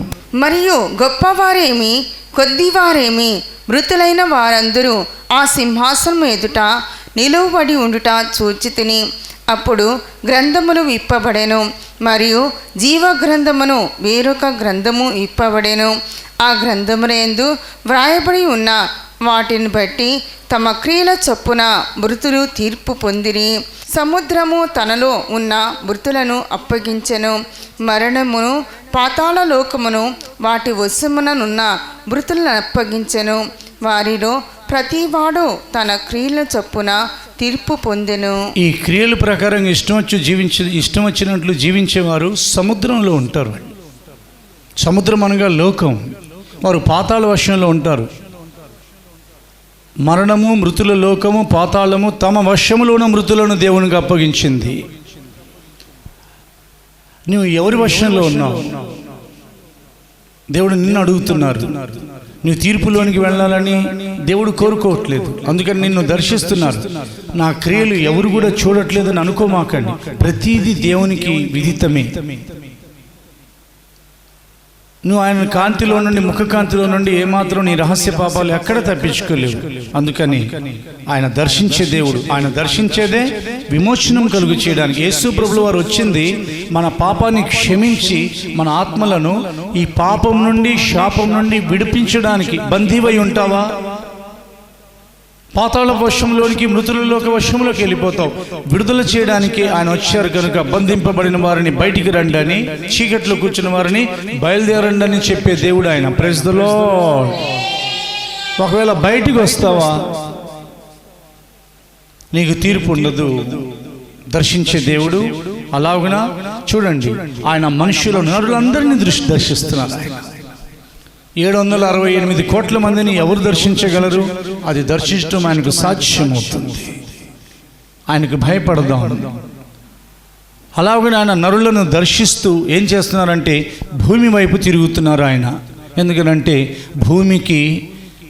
భూమికి దానంతట అదే సారం కలిగే టాలెంట్ ఇచ్చారు దేవుడు. సూర్యునికి ఎలాగునా తనలో నుండి ప్రకాశం వచ్చే టాలెంట్ ఇచ్చారు. భూమి ఫలించినట్లుగా దానికి టాలెంట్ ఇచ్చారు. అయినా కానీ భూమిని దర్శిస్తున్నారు. ప్రపంచంలో కొన్ని భూభాగాలు ఎండిపోయి ఉంటాయి. కొన్ని చోట్ల వర్షాలు ఉండవు. కొన్ని చోట్ల పంటలు సమృద్ధిగా పండవు. కొన్ని చోట్ల అనావృష్టి, కొన్ని చోట్ల అతివృష్టి. అప్పుడు దేవుని యొక్క వాక్యం నెరవేరుతుంది. ప్రియ దేవుని బిడ్డ, నేను భూమిని దర్శించి దానిని ఫలభరితంగా చేయుచున్నావు. చదువుదాం. పరిశుద్ధ గ్రంథాన్ని తెరచి మనుషులను ఆత్మల విమోచనం కొరకు దర్శించుచున్న దేవుడు భూమిని ఫలభరితంగా మార్చుచున్నారు. ఈ మనుషుల కోసం, ఈ లోకం కోసం.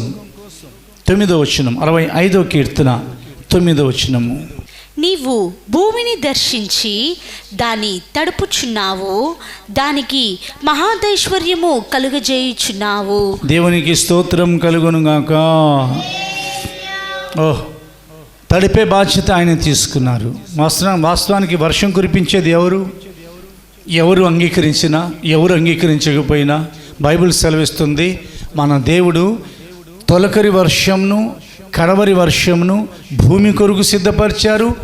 పరిశుద్ధాత్మ వర్షమును తొలకరి వర్షంగాను కడవరి వర్షంగాను ఆయన మహిమ కలిగిన సంఘం కొరకు, ఆయన ప్రజల కొరకు కూడా సిద్ధపరిచారు.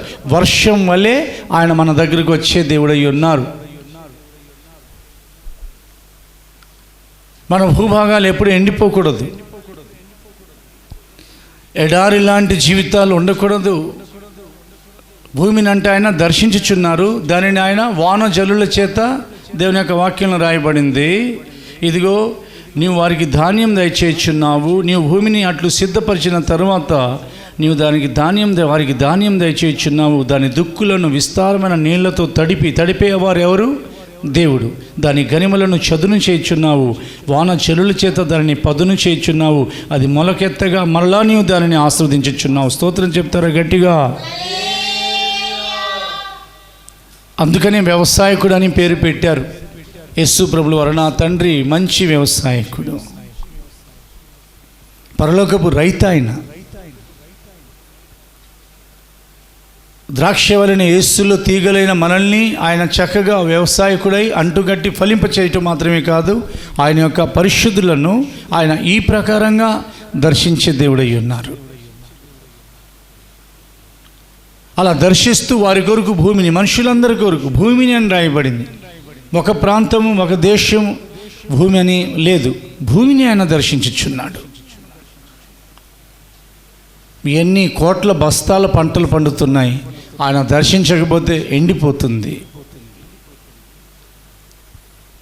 ఏదో మేధమదనాలు చేసి, మేఘమదనాలు, ఏదో వర్షాలు కురిపించే ప్రయత్నాలు వాళ్ళు చేసినా కానీ పరలోకపు దేవునికి తెలుసు మనుషులకు కరువు రాకూడదు.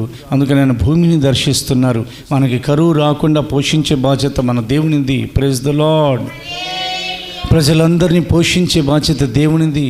అన్ని విధాలైన కూరగాయల పంటలేమి, ఆకుకూరల పంటలేమి, డ్రై ఫ్రూట్స్ ఏమి, గ్రీన్ ఫ్రూట్స్ ఏమి, వరి ఏమి, గోధుమలేమి, పప్పు ధాన్యాలేమి, నూనె గింజలేమి, సమస్తమును ఆయన దర్శిస్తేనే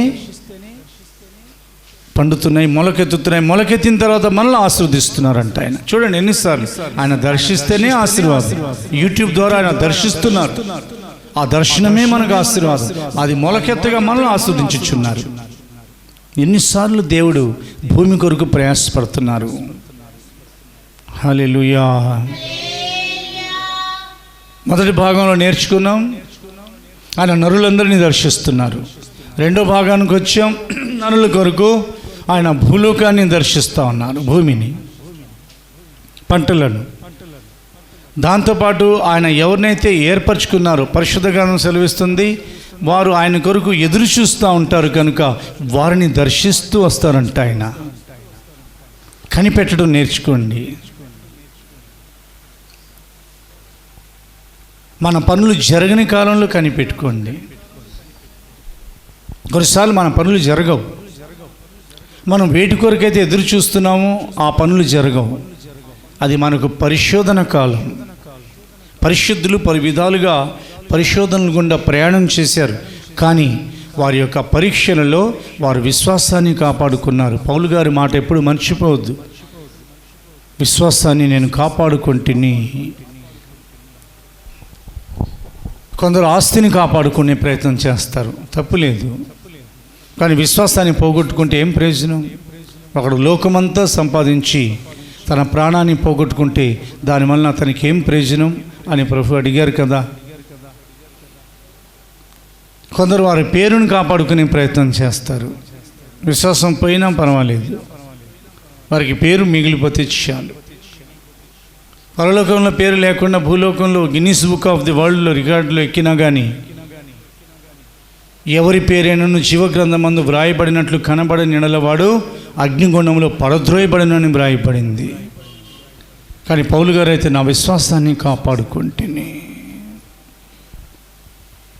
హల్లెలూయా. ప్రభు సెలవిచ్చారు, నీ హృదయాన్ని కాపాడుకో. అబ్రహాం యొక్క హృదయం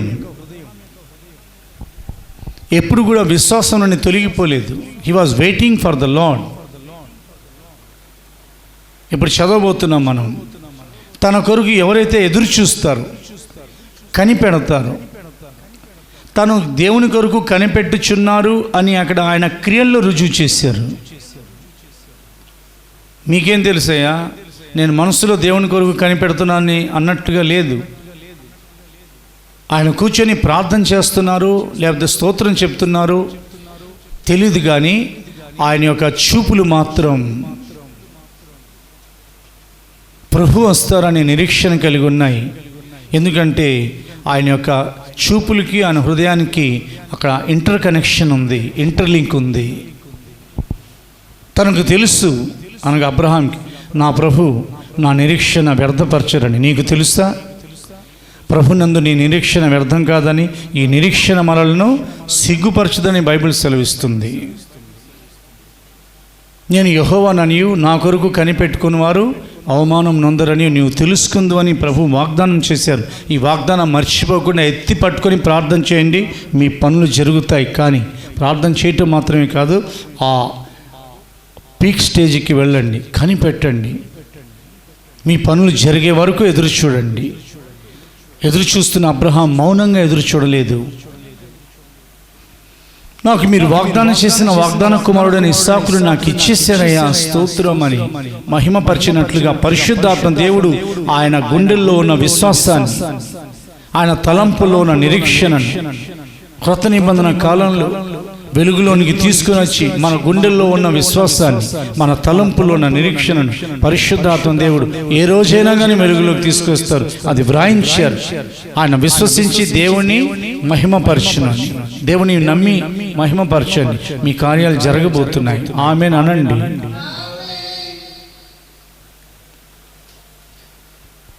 ఎండవేళ కూర్చున్నాడు, సదొక శ్రమ అనుభవం, వృద్ధాప్యంలో ఉన్నారు. అప్పటికి 99 సంవత్సరాల వయస్సు ఆయనకి ఇంచుమించుగా. దేవుడు ఆయనతో మాట్లాడి పరలోకానికి ఎక్కి వెళ్ళారు. మనలో వచ్చినప్పుడు చూద్దాం అని లేరు. దేవుడు అబ్రహాంతో మాట్లాడి పరలోకంలోకి వెళ్ళిపోయారును అని రాయబడింది. మరలా 17వ అధ్యాయం పూర్తవంగానే 18వ అధ్యాయంలో రాయబడింది, దేవుడు తనకు ఆజ్ఞాపించిన సున్నతి కార్యక్రమాలన్నీ అయిపోయిన తర్వాత ఆయన తిరిగి గుడారపు వాకిట అలా కూర్చొని ఉన్నారు. ఇదిగో యెహోవా అతనికి కనపడ్డారు. ఎవరైతే ప్రభు కొరకు కూర్చొని ఉంటారో, కూర్చొని ఉండటం అంటే కనిపెడుతూ ఉంటారు, దేవుడు వారికి కనపడతారు. ఆదికాండం చదువుదాం, 3వ మెట్టులోకి వెళుతున్నాం మనం. దర్శించే దేవుడు, అబ్రహాంని దర్శించిన దేవుడు.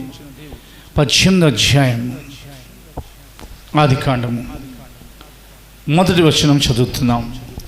మరియు మమ్రే దగ్గరనున్న సింధూర వనములో అబ్రహాము ఎండవేళ గుడారపు ద్వారమందు కూర్చొని ఉన్నప్పుడు యెహోవా అతనికి కనబడెను. హల్లెలూయా. అది ఎండవేళ. ఎండవేళ అంటే మధ్యాహ్నం అంటాం. ఉదయం, మధ్యాహ్నం, సాయంత్రం, రాత్రి. పగల్లో 3 భాగాలు, ఉదయం, మధ్యాహ్నం, సాయంత్రం. రాత్రిలో పొద్దుగుంకే వేళ, మధ్యరాత్రి, తెల్లవారుజాముకి ముందు, అలాగున రాత్రి, కటిక చీకటి, అలాగున. మధ్యాహ్నం వేళలో ఆయన కూర్చొని ఉన్నారు. మధ్యాహ్నానికి ప్రాముఖ్యత ఇచ్చింది పరిశుద్ధ గ్రంథం. కొంతమంది మధ్యాహ్నాలు విశ్రాంతి తీసుకోవటానికి ఎక్కువ ప్రయత్నం చేస్తారు.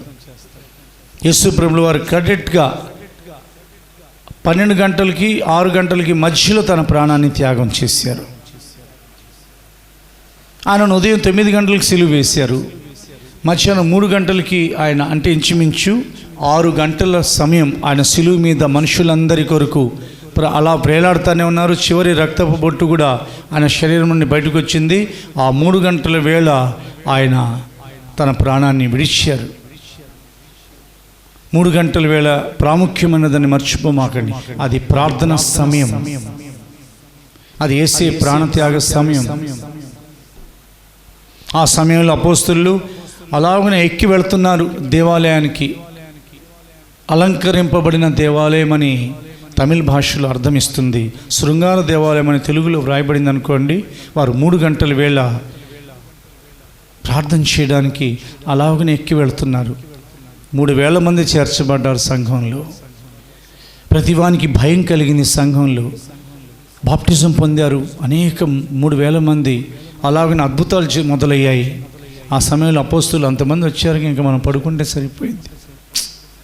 3 గంటల వేళ యోహానుతో పాటు పేతురు అలాగనే ఆ దేవాలయపు మెట్లు ఎక్కుతున్నారు. అక్కడ 40 సంవత్సరాల కుంటివానికి స్వస్థత కలిగింది. అక్కడ అబ్రహాంకి దేవుని ప్రత్యక్షత కలిగింది. హల్లెలూయా. 3 గంటల వేళ దేవాలయపు తెర చినిగిపోయింది. 3 గంటల వేళ భూమి కంపించింది. 3 గంటల వేళ గుట్టలన్నీ కొండలన్నీ బద్దలయ్యాయి. మధ్యాహ్నం 3 గంటల వేళ సమాధులు తెరవబడ్డాయి. 3 గంటల వేళ ఇంచుమించు ఆ మధ్యాహ్నం నుండి 3 గంటల వరకు సూర్యుడు అదృశ్యమైపోయారు. 3 గంటల ప్రార్థన. తెల్లవారుజామున కూడా మధ్యాహ్నం వేళ కూడా అది ప్రాముఖ్యం. అంటే ఉద్యోగాలకు వెళ్ళేవారు చేయలేరు అనుకోండి. ఆదివారం సెలవులో ఉన్నవాళ్ళు 3 గంటలకు ప్రార్థన చేస్తే బాగుంటుంది. యూట్యూబ్ ఆన్ చేసి మెసేజ్ చూసేదే కొంతమంది 2ంటికి, మరీ దారుణం. ఉదయం 9ంటికి లైవ్ వస్తుంది, లేదా వీడియో రికార్డింగ్ యూట్యూబ్లో ప్రారంభమైతే వాళ్ళు 12ంటికి 1 గంటకి 2ంటికి చూస్తున్నారు. మరి దారుణం. అలా కాదు, ఎన్ని గంటలకు ఉంది అన్ని గంటలకే కూర్చోవాలి. భోజనం చేసినాక ప్రార్థనలో ఉండండి. ఆ తర్వాత మీరు కొద్దిసేపు విశ్రాంతి తీసుకోవద్దని బైబిల్ చెప్పట్లేదు కనుక నేను చెప్పను, విశ్రాంతి తీసుకోవాలి. కానీ ఆ 3 గంటల వేళ ఆయన ప్రాణత్యాగం చేశారు. ఆ 3 గంటల వేళ బండలన్నీ బద్దలైపోయాయి. ఆ 3 గంటల వేళ సమాధులు. మరలా చెప్తున్నాను, మన జీవితంలో కొన్ని బండలు బద్దలవ్వాలంటే ఆయన ప్రాణత్యాగం ఆ బండలకు వినబడాలి. కొన్ని సమాధులు తెరవబడాలనంటే ఆయన యొక్క ప్రాణత్యాగాన్ని తలంచుకోవాలి. కొందరు సమాధుల్లో ఉన్నారు. ద లార్డ్ గాడ్ సెడ్, పాత నిబంధన పరిశుద్ధులతో ఆయన ఏమన్నారంటే ప్రవక్త హెచ్కేల్ ద్వారా, వారున్న సమాధులను నేను తెరవబోతున్నాను, వారు బ్రతుకున్నట్లుగా జీవాత్మను వారిలోకి పంపబోతున్నాను, నా ఆత్మను వారిలందు ఉంచి తిరిగి వారి దేశంలోనికి వారిని రప్పించబోతున్నాను. 3 గంటల వేళ ప్రియ దేవుని బిడ్డ, ఆయన అబ్రహాంకి ఒకవేళ ఇంచుమించుగా 8 సమయం అవ్వచ్చు, మధ్యాహ్నం వేళనంటే అలాగున ప్రభు కనబడ్డారు. అబ్రహాంకి వాగ్దానం చేశారు. అబ్రహాం ఇంట్లో భోజనం చేశారు. షారా ఎక్కడుందని అడిగారు. ప్రియ దేవుని బిడ్డ, చెప్పాలంటే చాలా ఉంది, కొంచెం వివరంగా మాత్రమే నేను చెప్పుకుంటూ అలాగ వెళ్ళిపోతున్నాను. 3 గంటల వేళ షారా ఎక్కడా అని అడిగిన దేవుడు, లేదా మధ్యాహ్నం వేళ. ప్రియ దేవుని బిడ్డ, నువ్వు అబ్రహాముతో పాటు కూర్చోవలసిన షారావైతే గుడారం చాటున వెళ్ళొద్దు. ఆ విశ్వాస శిఖరాన్ని ఎవరైతే నిలబడతారో వారి పక్కన చేరు, నీ విశ్వాసం పెరుగుతుంది. అవిశ్వాసాలతో జోడీ చేసావా, నీ విశ్వాసం సన్నగలుగుతుంది, తగ్గిపోతుంది. లోకస్తులతో నువ్వు స్నేహం సావాసం చేసావా, నీ విశ్వాసం అంతవరకే ఉంటుంది. ఈ 1 గంట లేదా గంటన్నర, ఈ 2 గంటల ఆరాధన వరకే కాదు నీ విశ్వాసం. నీ అణువున విశ్వాసం నింపే దేవుడు ఆయన. నీ జీవితకాలంలో ప్రతి క్షణం నీలో విశ్వాసం ఉండాలి. అబ్రహాం విశ్వాసాన్ని బట్టే విశ్వాసులకు తండ్రి అయ్యారు. హల్లెలూయా. చదవండి పరిశుద్ధ గ్రంథాన్ని మనం తెరచి దేవుని యొక్క వాక్యంలో, గలతీయులకు రాయబడిన పత్రిక, ఇలాంటి వాగ్దానాలు చాలా మనల్ని ఉజ్జీవింపచేస్తాయి. గలతీ పత్రిక 3వ అధ్యాయం 9వ వచనం చదవండి. మీరు ఆస్వాదింపబడబోతున్నారు, కానీ విశ్వాసం కలిగిన అబ్రహాంతో పాటు మీరు ఆస్వాదించబడాలి. గలతీ సంఘానికి రాయబడిన పౌలు గారు రాసిన పత్రిక 3:9. కాబట్టి విశ్వాస సంబంధులే విశ్వాసము గల అబ్రహాముతో కూడా ఆశీర్వదింపబడుదురు.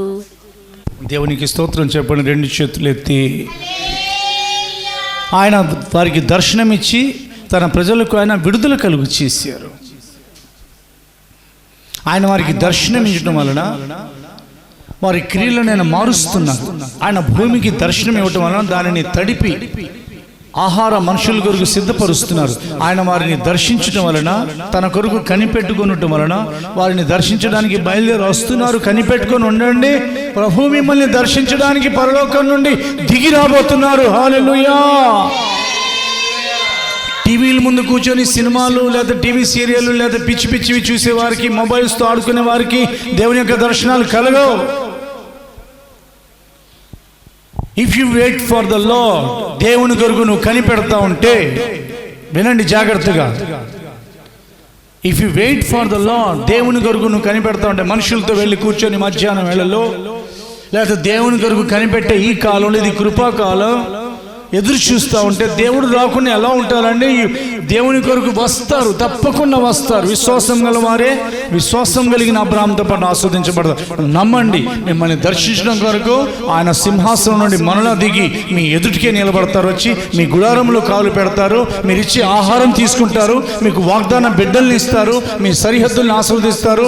లోతుని తప్పించినట్లుగా మీ బంధువుల్లో ఎవరైనా ఇదిగో నరకానికి వెళ్ళిపోవాలని సిద్ధపడతా ఉంటే వారిని కూడా తప్పిస్తారు. హల్లెలూయా.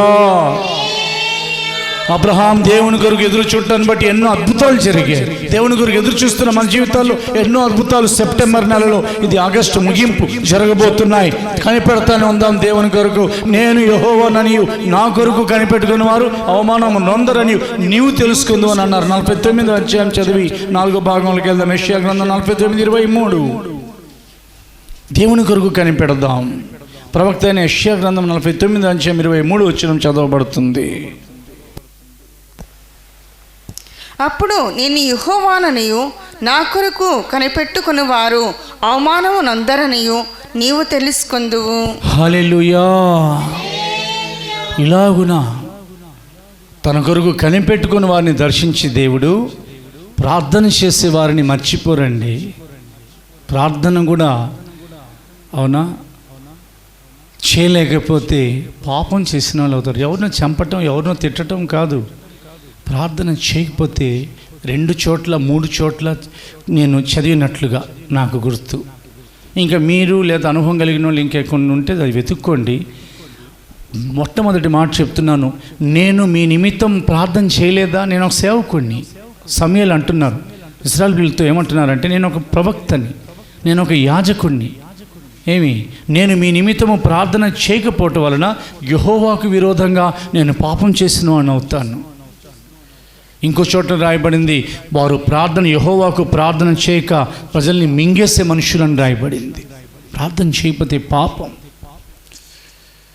ప్రార్థన చేయకపోతే అనేక ఆత్మలు నరకానికి వెళ్ళిపోతాయి. ప్రార్థన చేయకపోతే అనేక బలిపీఠాలు పడిపోతూ ఉంటాయి. ప్రార్థన చేయకపోతే అనేక మంది హృదయాలు చెదిరిపోతూ ఉంటాయి. అనేక మంది మోకాళ్ళు ఇదిగో బలహీనమైపోతాయి. అనేక మంది జీవితాలు అవునా తల్లకిందులైపోతాయి. ప్రార్థన చేసేవారు ఉన్నట్లయితే ప్రభు అన్నారు, బద్దులైన సందులలో నిల్చుండి ప్రాకారాలను దిట్టపరిచేవారు ఒక్కడైనా ఉన్న ఎడల దేశాన్ని నేను పాడు చేయను. నీ ప్రాకారాల్లో ఎవరైనా ప్రార్థన పరులు ఉన్నారో ఒకసారి ఆలోచించి చూడు. నీ కొరకు ప్రార్థన చేసేవారు ఉన్నారు. ప్రియ దేవుని బిడ్డ, సంఘం నీ కొరకు ప్రార్థన చేస్తూ ఉంది. ఈ పరిచర్యలో house of Pentecost Jesus tower వారు ప్రార్థన చేస్తానన్నారు. క్రైస్ట్ పవర్లో కూడా వెళ్ళి బిడ్డలు ప్రార్థన చేస్తున్నారు. మీ సేవకులు మీ కొరకు ప్రార్థన చేయువారుగా దేవుని సన్నిధిలో నిలబడుతున్నారు. చదువుతున్నాము ఇప్పుడు. మీరు ప్రార్థన చేయండి, మిమ్మల్ని దర్శించే రోజులు రాబోతున్నాయి. దేవుడు కొర్నేలిని హఠాత్తుగా దర్శించలా. 32వ అధ్యాయము కీర్తన గ్రంథం, పరిశుద్ధ గ్రంథాన్ని తెరిచి 32వ కీర్తన 6వ వచనం చదువుతున్నాం. కావున నీ దర్శన కాలమందు భక్తి గల వారందరూ నిన్ను ప్రార్థన చేయుదురు. హల్లెలూయా. అది ఆయన దర్శించే కాలంలో ప్రార్థన చేస్తూ ఉంటారంట వాళ్ళు. శత అధిపతి కొర్నేలి కదా, శత అధిపతి, 100 మందికి అధిపతి. ఈ 100 మందికి బాధ్యతలు అప్పచెప్పాలి. అవునా? పైగా ప్రభుత్వం ఎవరిదది? ఇటలీ పట్టణం. వాళ్ళు అసలే చాలా కఠినంగా ఉంటారు కదా. ఇటాలీ పట్టణంలో పనిచేస్తున్న శతాధిపతి ఆయన పగలు 3 గంటలకి తన కుటుంబం అందరితో పాటు యెహోవా యందు భయభక్తులు కలిగి ఉండటం మాత్రమే కాదు, ధర్మకార్యాలు చేసేవాడు మాత్రమే కాదు, ఆయన ప్రార్థన చేయించున్నాడు. ఆయన ప్రార్థన చేసేటప్పుడు ఆయన నాకు ఒక దర్శనం కలుగుతుందని ప్రార్థన చేయలేదండి. ఆయన ప్రార్థన చేసిన ఆ ప్రార్థనలు దర్శనాలన్నీ పరలోకానికి చేరి ఆయన ప్రార్థనలు పరలోకానికి వస్తున్నాయి. దర్శనం వెళ్ళకపోతే ఎలాగా, బయలుదేరి వెళ్ళు అని చెప్పి దేవదూతను పంపిస్తే ఆ దర్శనంలోనే తేటగా కొర్నేలి అని పేరు పెట్టి పిలుచుట కొర్నేలి చూశారు, విన్నారు. హల్లెలూయా. ప్రార్థన చేస్తున్న మనకు దేవుని యొక్క దర్శనాలు రాబోతున్నాయి. తగ్గితే పెంచండి ప్రార్థన. ఎక్కువ ప్రార్థన చేస్తుంటే ఇవాళ చేశానుగా రేపు అవసరం లేదు అనుకోమాకండి. అలా అనుకున్నారనుకో, ఇవాళ తిన్నానుగా రేపు ఎందుకు తింటాం అని అనుకుంటే, మరి ఇవాళ నిద్రపోయానుగా రేపు ఎందుకు నిద్రపోవటం అని మెలుగుతూ ఉంటే మరి ఎలా ఉంటుంది? ఒళ్ళంతా బాడీ హీట్ అయిపోతుంది. ప్రార్థన చేయకపోతే కూల్గా ఉంటుంది బాడీ. రోజు భోజనం చేయట్లే, మనం రోజు ప్రార్థన చేయాలి. దాని కొరకు ఒక సమయం దేవుడు వ్రాయించి ఉంచారు. అది 24 గంటల్లో ప్రాముఖ్యమైన ఉదయం తెల్లవారుజామున 4 గంటల నుండి ఒక 6 వరకు స్తోత్ర ప్రార్థన, విజ్ఞాపన, కాసేపు పడుకోవచ్చు. ఉద్యోగం ఒకవేళ లేదు ఆ రోజు అనుకోండి, టైమే అనుకోండి, వ్యాపారం 3 గంటల వేళ ప్రార్థన, రాత్రి పడుకునేటప్పుడు ప్రార్థన, ఉపవాస ప్రార్థన, సంఘంతో చేసే ప్రార్థన, ఏకాంత ప్రార్థన, ఒంటరి ప్రార్థన అంటారు కదా, విశ్వాసంతో ప్రార్థన, కన్నీటితో ప్రార్థన, పరిశుద్ధాత్మలో ప్రార్థన. అవునా? ఇలాగునా నీవు చేస్తూ ఉంటేనంట ఆయన దర్శన కాలంలో ఆయన భక్తులు ప్రార్థన చేస్తూ ఉంటే ఆయన వచ్చి దర్శిస్తారంట. అపోస్తుల కార్యాలు 10వ అధ్యాయం చదవబడుతుంది. ప్రియ దేవుని బిడ్డ, దేవుడు మనతో మాట్లాడుతున్నారండి. అపోస్తుల కార్యాలు 10వ అధ్యాయం చదవండి, 3-4 ఇంచుమించుగా. పగలు ఇంచుమించు 3 గంటల వేళ దేవుని దూత అతని యొద్దకు వచ్చి కొర్నేలి అని పిలుచుట దర్శనమందు తేటగా అతనికి కనబడెను. అతడు దూత వైపు తేరి చూచి భయపడి, ప్రభువా ఏమని అడిగెను. అందుకు దూత, నీ ప్రార్థనలు నీ ధర్మకార్యములను దేవుని సన్నిధికి జ్ఞాపకార్థముగా చేరినవి. ఆయన అసలు పూర్తిగా బాప్టిజం పొందలేదు, పరిశుద్ధాత్మ కూడా పొందలేదు, కానీ ప్రార్థన పరుడు ఆయన. హల్లెలూయా. కాబట్టి దేవుడు ఆయన వినాల్సిన ఉపదేశం మరి యూట్యూబ్ ద్వారా ఎవరు ఏ ఉపదేశం వినాలో, అవునా, అందుకనే ప్రభు వారిని యూట్యూబ్ ద్వారా దర్శిస్తున్నారు. ఇది లోతైన సత్యాలున్న మహిమ కలిగిన ఉన్నతమైన ఉపదేశం. అనేక మంది పరిశుద్ధులు బోధిస్తున్నారు, కాదనట్లేదు. వారిలో మేము కూడా అల్పులం స్వల్పులం, ఏమి ఆఖరి వారం, కానీ దేవుని యొక్క మాటలు ప్రకటిస్తున్నాం. 6 దినాలలో కొర్నేలి యొక్క ప్రార్థన వలన దేవదూతే పరలోకం నుండి దిగొచ్చేసారు. హల్లెలూయా. అబ్రహాం యొక్క నిరీక్షణ వలన ప్రభువే పరలోకం నుండి దిగి వచ్చేసారు. దేవునికి స్తోత్రం. అవునా? నీవు పేతురు అనే ఒక ఆయన ఉన్నారు, ఆయన్ని పిలిపించమన్నారు. పేతురు వచ్చిన తర్వాత బోధ చేస్తే ఆ ఇల్లంతా ఎంతమంది కూర్చున్నారు. ఆయన చిన్న ఇల్లు కాదుగా, ఆయనది శతాధిపతి, పెద్ద ఆఫీసర్, ఆయన 100 మంది మీద లీడరు కదా, చాలా పెద్ద ఇల్లు. వాళ్ళందరినీ పిలిపించారు. ప్రియ దేవుని బిడ్డ, అలా పిలిపించిన తర్వాత అందరి మీద పరిశుద్ధాత్మ అభిషేకం దిగొచ్చింది. అందరూ అన్య భాషలు మాట్లాడి దేవుని ఘనపరిచారు. అక్కడ నీటి బాప్టిజం కూడా పేతురు గారు ఇచ్చారని బైబిల్ సెలవిస్తుంది.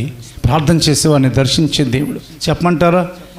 ఎన్నో ఉదాహరణలు ఉన్నాయి. ప్రార్థన చేసేవారిని అలా దర్శిస్తూనే ఉన్నారు ఆయన. ఓ తల్లిగారు ప్రార్థన చేస్తున్నారంట, నా దగ్గర ఏది లేదు ప్రభువా, ఏమీ లేవు నా దగ్గర అని 2-3 సార్లు చెప్పంగానే వెంటనే దేవుడు జవాబిచ్చారంట. కన్నీళ్ళు లేవా అని అడిగారంట. ఏం లేవా? నా దగ్గర ఏమి లేవు ప్రభా, నేను రిక్తురాలను అయిపోతున్నాను, ఒంటరిదాన్ని అయిపోతున్నాను, నా పరిస్థితి ఏమిటి, అసలు నా బ్రతుకు తెరువు లేదని అంటే ఒకే ప్రశ్న, ఏమీ లేవా, కన్నీళ్ళు లేవా అని అడిగారంట. అంటే అర్థం ఏమిటంటే కన్నీటితో ప్రార్థన చేయమని. ఆ తర్వాత ఆ తల్లి యొక్క జీవితంలో దేవుడు ఆయన యొక్క కార్యాలు ప్రారంభించారు. మన దగ్గర ఏమీ లేకపోవచ్చు, కళ్ళ నిండా కన్నీళ్ళు ఉంటాయి. హల్లెలూయా. అవి మనం ప్రార్థన చేసే చోట పడవండి. యేసయ్య పాదాల మీద పడతాయి, పరలోకంలో ఉన్న బుడ్డిలో పడతాయి, పరలోకంలో ఉన్న కవిలిలో పడతాయి, పరలోకంలో ఉన్న గ్రంథంలో పడతాయి. కన్నీటి గ్రంథం నింపబడకపోతే ఎలాగా? కన్నీటితో ప్రార్థన చేయండి, ప్రార్థన చేయండి చాలు. మిమ్మల్ని దర్శించే రోజులు ప్రార్థన చేస్తూనే ఉన్నారా? ఆయన మిమ్మల్ని దర్శించే రోజులు వస్తున్నాయి. కానీ మానక చేయండి, తెగక ప్రార్థన చేయండి. మీరు నాకు వాగ్దానం చెప్తున్నాను, మర్చిపోవద్దు. మీరు నాకు మొరపెట్టుదురేని, మీరు నాకు ప్రార్థన చేయుచోతురేని నేను మీ మనవి ఆలకింతును. మీరు నన్ను గురించి విచారణ చేయని ఎడల, పూర్ణ మనస్సు నా గురించి విచారణ చేయని ఎడల మీరు నన్ను కనుగొంటారు, నన్ను నేను మీకు కనబరుచుకుందును. ఇదే యెహోవా వాక్కు. చెరలో నుండి మిమ్మల్ని రప్పిస్తాను. స్తోత్రం చెప్పండి. చెరలోనున్న ప్రార్థన చేయాలి, పౌలు గారులాగా, శీలలాగా. సంతోషంగా ఉన్న ప్రార్థన చేయాలి, సేవలో ఉన్న ప్రార్థన చేయాలి. సమూయేలులాగా, మోషేలాగా, అహరోనులాగా, అపోస్తులులాగా, పౌలు గారులాగా విశ్వాస జీవితంలో ప్రార్థన చేయాలి. ఎఫ్రా లాగా అనేక మంది ప్రార్థన పరులైన పరిశుద్ధులు లాగా కదా ప్రార్థన చేయండి. అన్నాలాగా రేయిం బగలు ఉపవాసంతో ఆమె దేవాలయంని విడవలేదు, యెరూషలేముని విడవలేదు. ప్రార్థన ప్రార్థన ప్రార్థన. ఆమెకు దీర్ఘాయుష్కాలం ఇవ్వబడిన దేవుడు. ప్రార్థించే వారిని దర్శిస్తారు ఆయన. ప్రార్థన వ్యర్థం కాదండి. ఇలాగున ఆయన బంధింపబడిన వారిని దర్శించి వారికి విడుదల కలిగించి, నరులను దర్శించి వారి క్రియలను మార్చుకోండి. క్రియలు భూమిని దర్శించి దాన్ని ఫలభరితంగా చేసి తన కొరకు కనిపెట్టు వారి కొరకు ఆయన బయలుదేరి వచ్చి వారిని దర్శించి వారి యొక్క ఆశగల ప్రాణాన్ని తృప్తిపరిచి బిడ్డలు గల వారిగా వారిని దీవించి విస్తరింపచేసి ప్రార్థన చేసి వారిని దర్శించి తన ఇంట్లో నమ్మకమైన వారికి ఆయన ముఖాముఖి దర్శనమిచ్చే దేవుడై ఉన్నారు. ముగింపు భాగం ఇది, అంటే ముగింపు ఘట్టం ఇది. నేను దర్శనమిచ్చి అతనితో మాట్లాడుదును. మీలో ప్రవక్త ఉన్నాడు అనుకోండి, నేను కలలో అతనితో మాట్లాడతాను. మోషే ప్రవక్త లాంటి వాడు కాదు అని అన్నారు ఆయన. ఎంత గొప్ప స్టేట్మెంట్ ఇచ్చారండి. అతడు నా ఇల్లంతటిలో నమ్మకమైన వాడు. మీరు ఎలా మాట్లాడారు అతనికి విరోధంగా? భయపడలేదేంటి మోషేకి విరోధంగా మాట్లాడేటప్పుడు? మీకు ఎంత ధైర్యం? సొంత అన్నయ్య, సొంత అక్క, వారిని వదిలిపెట్టలేదు దేవుడు. దేవుని సేవకులకు విరోధంగా మాట్లాడేవారు యూట్యూబ్ ద్వారా మీరు ఎవరైనా కానీ మాకు విరోధంగా మాట్లాడుతున్నా, లేదా మీ దాసులు మీ సేవకులైన వారికి విరోధంగా మాట్లాడుతున్నా దేవుడు ఆలకిస్తూనే ఉంటారు. జాగ్రత్త, ఒక రోజున మొత్తం లెక్క తేలుస్తారు. మాట మాట్లాడినా దేవుని దగ్గర క్షమాపణ అడగండి. ఎందుకు మీరు అలా మాట్లాడారు? మీలో ప్రవక్త ఉన్న ఎడల నేను దర్శన కళలో అతనితో మాట్లాడతాను. నా ప్రవక్త అయిన మోషే, లేదా నా మోషే అట్టివాడు కాదు, అతడు నా ఇల్లంతటిలో నమ్మకమైన వారు. చదవండి, నేను దర్శనమిచ్చి అతనితో ముఖాముఖిగా మాట్లాడతాను. అతడు యెహోవా స్వరూపాన్ని నిదానించి చూడబోతున్నారు. సంఖ్యాకాండం వేద గ్రంథాన్ని మనం తెరుస్తున్నాం. పరిశుద్ధ గ్రంథంలో నుండి అనేకమైన సంగతులను మనం పరీక్షిస్తున్నాం. సంఖ్యాకాండం 12వ అధ్యాయము 8వ వచనం చదువుతున్నాం. నేను గూఢభావములతో కాదు, దర్శనమిచ్చి ముఖాముఖిగా అతనితో మాట్లాడుదును. అతడు యెహోవా స్వరూపమును నిదానించి చూచును. కాబట్టి నా సేవకుడైన మోషేకు విరోధముగా మాట్లాడుటకు మీరేలా భయపడలేదనెను. హల్లెలూయా. అది 7వ వచనంలో నేను చదువుతున్నాను. అతడు నా ఇల్లంతటిలో నమ్మకమైన వాడు అని వ్రాయబడింది. 3వ వచనం చదువుతున్నాను. మోషే భూమి మీద ఉన్న వారందరిలో మిక్కిలి సాత్వికుడు, చాలా సాత్వికమైన మనస్సు గలవారు. యేసు ప్రభువు వారి ప్రసంగంలో కూడా సాత్వికులు ధన్యులు అని అన్నారు ఆయన. దేవుడు మనల్ని దర్శిస్తున్న కాలం ఇది. ఆయన ముఖాముఖిగా మనం కోరుకుంటే ప్రత్యక్షమయ్యే కాలం. ఒక రోజున ముఖాముఖిగా వెళ్ళి ఆయనను మనం చూసే కాలం. అతడు యెహోవా స్వరూపం నిదానించి చూచును అని ప్రభు సెలవిచ్చారు. తేరి చూడాలి, నిదానించి చూడాలి. కొన్ని అనుభవాలు ఉంటాయి. కన్నులెత్తి చూడాలి, తట్టి చూడాలి, తాకి చూడాలి, వచ్చి చూడాలి. చుట్టూరు తిరిగి చూడాలి. చాలా అనుభవాలు ఉన్నాయి, చూడాల్సిన అనుభవాలు. నువ్వు ఏం చూస్తున్నావు?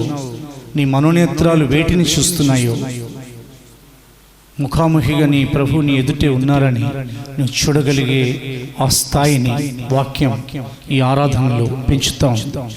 మన భక్తి స్థాయి పెరగకపోతే ఆయన ప్రత్యక్షమైనప్పుడు ఆయన వల్లే మనం రూపాంతరం చెందలేం.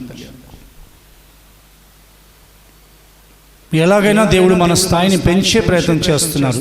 ఎవరు స్థాయి పెరుగుతుందో చెప్పమంటారా? సాత్వికులు అవి ఎవరై ఉంటారు వారి స్థాయి పెరుగుతుంది. తగ్గించుకుంటున్నారు, తప్పు వాళ్ళదే, కానీ మనల్ని అన్నారు, అక్కడ ఎదురు మాట్లాడకుండా తగ్గించుకుంటున్నాం మనం. నమ్మకస్తులు ఇంటిలో ఒక రూమ్లో అని అనలేదు దేవుడు. ఇజ్రాయెల్ ప్రజల సర్వ సమాజం దేవుని యొక్క ఇల్లు, అది సర్వ సమాజం ఆయన ఇల్లు. ఈ రోజున సంఘం ఆయన ఇల్లు. సంఘంలో నువ్వు ఎక్కడికి వెళ్ళినా ఆయనకు ఇష్టమైన నమ్మకస్తుడిగా ఉండాలి. ఇప్పుడు 2 విషయాలు మనం చూడబోతున్నాం. ఒకటి, ఆయన ఇల్లు సంఘం, తిమోతి 1 పత్రిక 3:15 ప్రకారంగా. రెండోది, ఆయన తన యొద్ద నివసించినట్లు నమ్మకమైన వారిని దేశంలో కనిపెడుతున్నారంట. ఆయన అందరూ ఆయనతో పాటు ఉండలేరు. చదువుంది తిమోతి 1 పత్రిక 3:15 చూస్తే ఈరోజు దేవుని యొక్క వాక్యంలో తిమోతి 1 పత్రిక 3:15 చదువుతున్నాం. అయినను నేను ఆలస్యము చేసిన ఎడల దేవుని మందిరములో అనగా జీవము గల దేవుని సంఘములో జనులెలాగూ ప్రవర్తింపవలెనో అది నీకు తెలియవలనని ఈ సంగతులను నీకు వ్రాయుచున్నాను. కీర్తన గ్రంథం 101 అధ్యాయము. కీర్తన గ్రంథము 101 అధ్యాయము 6వ వచనం చదువుతున్నాం. నా యొద్ద నివసించినట్లు దేశంలో నమ్మకస్తులైన వారిని నేను కనిపెట్టుచున్నాను. నిర్దోష మార్గమందు నడుచువారు నాకు పరిచారకులగుదురు. హల్లెలూయా. దేవుడు మనల్ని వాక్యం ద్వారా దర్శిస్తున్న కాలం ఇది. మోషే చాలా నమ్మకస్తుడు. ఆయన దేవునికి నమ్మకస్తుడు, దేవుని ఇంటికి నమ్మకస్తుడు. ఆయన అహరోన్ అనే తన పెద్దనేకి నమ్మకస్తుడు. ఆయన ప్రజలందరికీ నమ్మకస్తుడు. మోషే జీవితంలో ఆ బండతో మాట్లాడమంటే కొంచెం ఇశ్రాయేలు ప్రజలు కలిగించే విసుగును బట్టి ఒక దెబ్బ కొట్టారు, కానీ ఎక్కడ కూడా ఆయన దేవుని యొక్క ఇంటిలో అపనమ్మకస్తుడుగా ఏమాత్రం కూడా లేడు. భలా నమ్మకమైన మంచి దాసుడా అని దేవుడు చెప్పాలంటే, దేవుని ముఖాముఖిగా ఆయన రాకలను దర్శించాలంటే నువ్వు చాలా నమ్మకంగా ఉండాలి.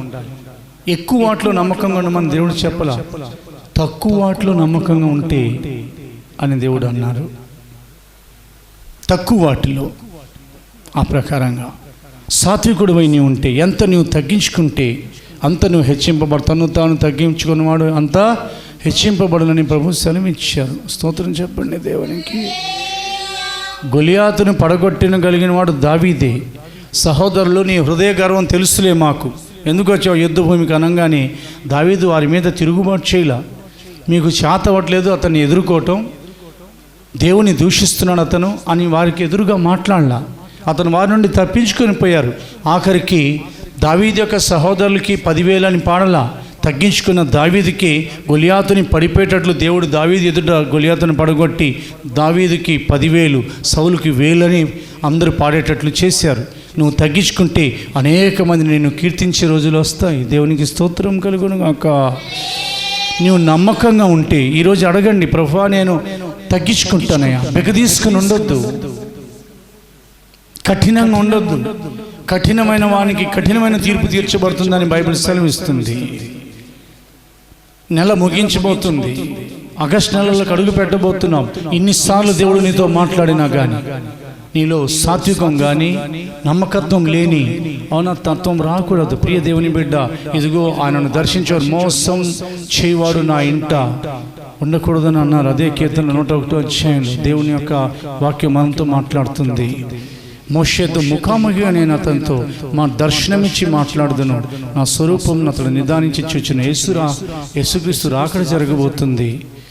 ముఖాముఖిగా మనం చదవబోతున్నాం. ఇప్పుడు మనం సంఖ్యాకాండం నుండి ద్వితీయోపదేశ కాండంలోకి వెళితే, మోషే వంటి ప్రవక్త, యెహోవాను ముఖాముఖిగా ఎరిగిన మోషే వంటి ప్రవక్త ఇశ్రాయేలులో ఇది వరకు పుట్టలేదని వ్రాయబడింది. ఆఖరి అధ్యాయం ఆఖరి వచనం ద్వితీయోపదేశకాండం చదవండి. ద్వితీయోపదేశకాండం ఆఖరి అధ్యాయం ఆఖరి వచనము 34:12 ఆఖరి లైన్ చదవండి. యెహోవాను ముఖాముఖిగా ఎరిగిన మోషే వంటి ఇంకొక ప్రవక్త ఇశ్రాయేలులో ఇదివరకు పుట్టలేదు. హల్లెలూయా. కొరింథీ మొదటి పత్రిక 13 అధ్యాయం 12 వచనంలో కూడా ఇప్పుడు అద్దం వల్లే చూచుచున్న మనం రేపు ముఖాముఖిగా ఆయనను చూడబోతున్నామని బైబిల్ సెలవిస్తుంది. ఇప్పుడు అద్దంలో చూచినట్టు సూచనగా చూచుచున్నాము, అప్పుడు ముఖాముఖిగా చూతుము. హల్లెలూయా. అది ముఖాముఖిగా మోషేని దేవుడు ఎదుర్కోవడానికి కారణం సీనాయి పర్వతం మీద ముఖాముఖి 40 రోజులండి దేవునితో. చాలా అద్భుతం. అది 2 సార్లు. ఆ రాతి పలకలు పగలగొట్టినా దేవుడు కోప్పడలేదు. వాళ్ళు చేసే ఆ దూడను తయారు చేసి మిమ్మల్ని ఐగుప్తు నుండి విడిపించిన యెహోవా ఈయన అనగానే ఆయన కోపం వచ్చి ఆ రాతి పలకలు పగలగొట్టారు. కానీ 2 రాతి పలకలు మరలా చెక్కుకొని ఉదయాన్నే రా సీనాయి మీదకి మరలా ఇస్తానని అన్నారు. మరలా 40 రోజులు మోషేతో ఆయన ఉండాలి. పరలోకం నుండి దిగొచ్చిన దేవుడు అండి ఆయన. కారణం చెప్పమంటారా?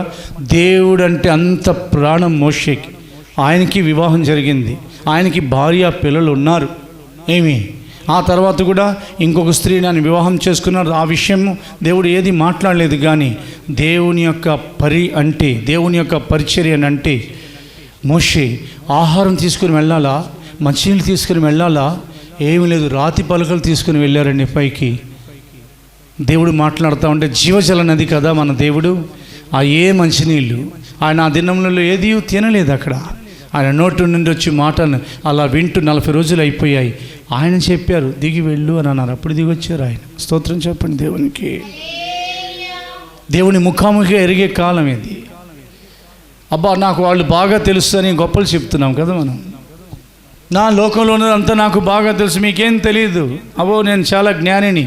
నువ్వు పిచ్చివాడివి, పిచ్చిదానివి, నువ్వు వెర్రివాడివి. లోకంలో ఉన్న జ్ఞానం కొంతవరకే పనిచేస్తుంది. పొరపాటును కూడా పరలోకానికి ఒక వ్యక్తి నా జ్ఞానం తీసుకెళ్ళదు. అది అవసరమే, కొంతవరకు అవసరం. చదువు సంధ్య లేకుండా పామరులుగా ఉండిపోండి, ఏం చదవద్దు అని దేవుడు అన్నట్లా. కానీ టెక్నాలజీ పెరిగింది, అంత అప్డేటెడ్ సిస్టమ్స్ వచ్చాయి. కానీ దేవుని యొక్క జ్ఞానాన్ని నిరర్ధకం చేయొద్దు. నీవు దేవుని నీకు ఎరిగి ఉన్నావా? అందరినీ ఎరిగి ఉన్నావు, మంచిదే. అందరూ నిన్ను ఎరిగి ఉన్నారు, మంచిదే. దేవుని ఎరిగి ఉన్నావా? వెతుకుతూ మోషే దేవుని యొక్క సన్నిధికి అలా వెళ్ళి నిలబడుతూ ఉండేవారు. ప్రియ దేవుని బిడ్డ, ముఖాముఖిగా ఆయనను ఎరిగిన మోషే ఆయన స్వరూపాన్ని నిదానించి చూస్తారని దేవుడే వాగ్దానం చేశారు.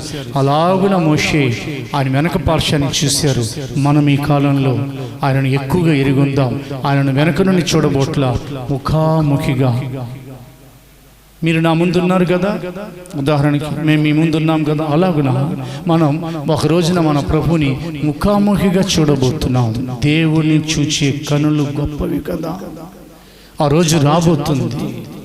చాలా త్వరగా మన ప్రభు మధ్యాకాశానికి రాబోతున్నాం. దర్శించే దేవుడు, విడిపించడానికి దర్శించే దేవుడు, క్రియలను మార్చడానికి దర్శించే దేవుడు, ఫలభరితంగా భూమిని చేయడానికి దర్శించే దేవుడు, కనిపెట్టే వారి జీవితంలో అవమానం జరగకుండా బిడ్డల్ని ఇవ్వటం కొరకు దర్శించే దేవుడు, ప్రార్థన చేసే వారికి కనబడి వారిని దర్శించి అవునా వారిని సంతోషంతో నింపే దేవుడు, సాత్వికులను నమ్మకమైన వారిని ఆయనను వెదికే వారిని దర్శించే దేవుడు. ఆయనను వెతకండి, అంటే ఎక్కువగా సహవాసం చేయండి. ఒక రోజున ముఖాముఖిగా ఆయనను చూడబోతున్నాం. తలలోంచండి, కళ్ళు మూసుకుందాం. దేవుడు మన వెనికిడిలో తన మాటలను ఆస్వాదించి ఆయన రహస్య రాకడ కొరకును రాజ్యం కొరకును మనందరినీ సిద్ధపరిచి ఆయన ఎదుట ప్రత్యక్షపరచుదురుగాక. తలలోంచండి, కళ్ళు మూసుకుందాం, ప్రార్థన చేసుకుందాం. స్తోత్రాలు తండ్రి, మహాగణ మీకు లెక్కించలేని స్తోత్రాలు తండ్రి. అయా పలు విధాలుగా నా తండ్రి దర్శించే దేవుడు తండ్రి, బంధింపబడే వారిని దర్శించే దేవుడు, భూమిని దర్శించే దేవుడు తండ్రి. ప్రార్థన చేయవారిని దర్శించి దేవుడు తండ్రి మీకు స్తోత్రాలు రాజా. మమ్మల్ని అందరినీ నా తండ్రి ప్రభు ప్రతి దినము నా తండ్రి మీరు నా తండ్రి దర్శించి దేవుడు తండ్రి మీకు స్తోత్రాలు రాజా. మీరు దర్శించగా నా తండ్రి సౌలు పౌలుగా మారినారు తండ్రి మీకు స్తోత్రాలు రాజా. అయా నా తండ్రి ప్రభు మీరు అమూల్యమైన రక్తము ద్వారా అయా మమ్మల్ని కొన్న తండ్రి మీకు స్తోత్రాలు రాజా. మా జీవితాలను మార్చి నా తండ్రి అయా నా తండ్రి మీకు స్తోత్రాలు తండ్రి. అనేకమైన గొప్ప కార్యాలు కనపరిచే దేవుడు తండ్రి మీకు స్తోత్రాలు రాజా. మా జీవితాల్లో హృదయాలు మీ సన్నిధానములో సిలువు దగ్గర అర్పించాలి తండ్రి మీకు స్తోత్రాలు. సత్క్రియ చేయాలి తండ్రి అయా. మా క్రియలు సంపూర్ణమైనగా కనపడాలి తండ్రి మీకు స్తోత్రాలు రాజా. అయా కడవరి వర్షము తొలకరి వర్షము మా మీద మా సంఘస్థులందరి మీద మీ పరిశుద్ధాత్మ వర్షాన్ని కుమ్మరించిన తండ్రి మీకు స్తోత్రాలు తండ్రి అయా. నా తండ్రి మీకు స్తోత్రాలు ప్రభు. అయా పరిశుద్ధాత్మ అభిషేకము నా తండ్రి దినదినము నా తండ్రి ప్రభు రాజువి కుమ్మరింపు పట్టమని నా తండ్రి మేము మీ పోలిక మార్చబడుతున్నాము తండ్రి మీకు స్తోత్రాలు రాజా. అబ్రహాము తండ్రి కొరకు కనిపెట్టుకున్నారు తండ్రి మీకు స్తోత్రాలు రాజా. ఎవరైతే తండ్రి కొరకు కనిపెట్టుకుని ఉంటారో తండ్రి వారందరూ నా తండ్రి ప్రభు మిమ్మల్ని చూస్తారు తండ్రి మీకు స్తోత్రాలు రాజా. అయ్యా నా తండ్రి మిమ్మల్ని అయా కనుక్కుంటారు తండ్రి మీకు స్తోత్రాలు రాజా. మీ ప్రాణత్యాగము తలంచుకోవాలి తండ్రి మాలో విశ్వాసం అధికము చేయమని అడుగుకొనుచున్నా తండ్రి మీకు స్తోత్రాలు రాజా. కొన్ని నీ ప్రార్థన అంగీకరించిన దేవా. అపోస్తలు ప్రవక్తలు నా తండ్రి చేసిన ప్రార్థన అంగీకరించిన దేవా మీకు స్తోత్రాలు రాజా. అయ్యా పౌలు గారు అన్న నా తండ్రి చేశారు తండ్రి మీకు స్తోత్రాలు రాజా. మేమును నా తండ్రి ప్రభు మా బిడ్డలందరూ నా తండ్రి ప్రభు అయ్యా మీ సన్నిధానములో నిలబడి ప్రార్థన చేస్తున్నాం తండ్రి మీకు స్తోత్రాలు రాజా. మా ప్రార్థన ఆలకించిన దేవా. మీరు గొప్ప కార్యాలు జరిగించే దేవుడు తండ్రి మీకు స్తోత్రాలు రాజా. ఎంతమంది అయితే నా తండ్రి ప్రభు మీ అయా మీ రాకడ కొరకు కనిపెట్టుకుని ఉన్నారో తండ్రి వారందరినీ నా తండ్రి ప్రభు మీ మహిమల రాకులో రహస్య రాకులు నా తండ్రి మిమ్మల్ని ముఖాముఖ చూడగలిగిన గొప్ప ధన్యత భాగ్యము దయచమని నజరేయుడైన యేసుక్రీస్తు వారి అతి పరిశుద్ధ నామమున అడిగి ప్రార్థిస్తున్నాం తండ్రి. ఆమేన్ ఆమేన్ ఆమేన్ ఆమేన్. ఆశీర్వాదం ఇచ్చే ముందు ప్రకటనలు ఇవ్వబడుతున్నాయి. సెప్టెంబర్ నెల మొదటి దినం నుండి అన్లాక్ మన యొక్క భారతదేశం అంతా అన్లాక్ అవుతుంది అని అంటే అన్లాక్ 4 ఇది కేంద్ర ప్రభుత్వం వారు చేసిన ప్రకటన. రాష్ట్ర ప్రభుత్వం కూడా చేస్తున్న ప్రకటన. దానిని బట్టి అన్నీ తెరుచుకుంటున్నాయి కనుక ప్రభునందు విశ్వాసం కలిగి ఉన్నాం. తప్పకుండా సంఘాలలో ఆరాధనల కొరకు కూడా దేవుడు తలుపులు తెరుస్తారని, అది కేవలం ఆయన యందు ఉంచిన నిరీక్షణ. దాని కొరకు ప్రార్థన చేయండి. ఒకవేళ అన్లాక్ అనేది మీ దృష్టికి వచ్చి మందిరాలు కూడా తెరుచుకోండి అని అనుమతి వస్తే మీరు దయచేసి ఫోన్లో సంప్రదించండి. యూట్యూబ్లో కూడా మీకు ప్రకటనలు వస్తాయి. ఆ తర్వాత ప్రకటన మరి 1వ తారీఖు మర్చిపోవద్దు. ఆ 1వ తారీఖు మంగళవారం వచ్చింది, అనగా ఎల్లుండి. ఈరోజు ఆదివారం కదా, ఎల్లుండి ఆల్ నైట్ ప్రేయర్ ఉంటుంది. ఆ తర్వాత 2వ తారీఖు బుధవారం వచ్చింది, అది బైబిల్ స్టడీ రోజు ఉంటుంది. ప్రియ దేవుని బిడ్డ, తృప్తిపరిచే దేవుడి గురించి దేవుడు నీతో మాట్లాడబోతున్నారు ఆల్ నైట్ ప్రేయర్లు. మళ్ళీ ఆదివారం ఇదే మెసేజ్ వస్తుంది. మరలా తృప్తి ఏ కోణంలో తృప్తిపరుస్తారు ఆయన. నిరాశలో ఉన్న వారిని తృప్తిపరిచే దేవుడు. బైబిల్ స్టడీలో కూడా ఆయన చొక్కాయి గురించి వినబోతున్నాం. రాబోయే కాలంలో మరలా ప్రభు రాకడ ఆలస్యమైతే పరిశుద్ధాత్మ అభిషేకానికి సంబంధించిన ప్రత్యేక బైబిల్ స్టడీస్ ఉంటుంది. రేపు బుధవారం మాత్రం ఆయన చొక్కాయి, అవునా, ప్రధాన యాజకుని యొక్క చొక్కాయి, ఆదాము హవ్వలకు ధరింపజేసిన చొక్కాయి, యేసు ప్రభు వేసుకున్న చొక్కాయి, ఇలాగున్న వీటి మీద బైబిల్ స్టడీ ఉంటుంది. 1వ తారీఖు 7 గంటలకి సాయంత్రం, అదే ప్రకారంగా 2వ తారీఖు బైబిల్ స్టడీ 7 గంటలకి ఉంటుందని తెలియపరుస్తున్నాను. హల్లెలూయా. శనివారం మీ పనులైనాక పరిశుద్ధాత్మ కొరకు కనిపెట్టడం కొరకు ప్రియ సంఘస్థులారా కుటుంబంగా అలా సమకూర్చబడి పరిశుద్ధాత్మతో కూడా నింపబడండి. దేవుడు మీ అందరినీ ఆశీర్వదించి కాపాడుదురుగాక. ఆమేన్. తలలోంచండి. ఆశీర్వాదం ఇస్తున్నాను. మన ప్రభువైన యేసుక్రీస్తు కృపయు, తండ్రి అయిన దేవుని ప్రేమయు, పరిశుద్ధాత్మ సహవాసమును ఆయన రాకడ వరకు సదాకాలం మనందరికీ తోడయుండునుగాక. ఆమేన్. హల్లెలూయా. ప్రభువైన యేసుక్రీస్తు పేరిట మీ అందరికీ వందనాలు, శుభాలు ప్రకటిస్తున్నాను. మంచిది.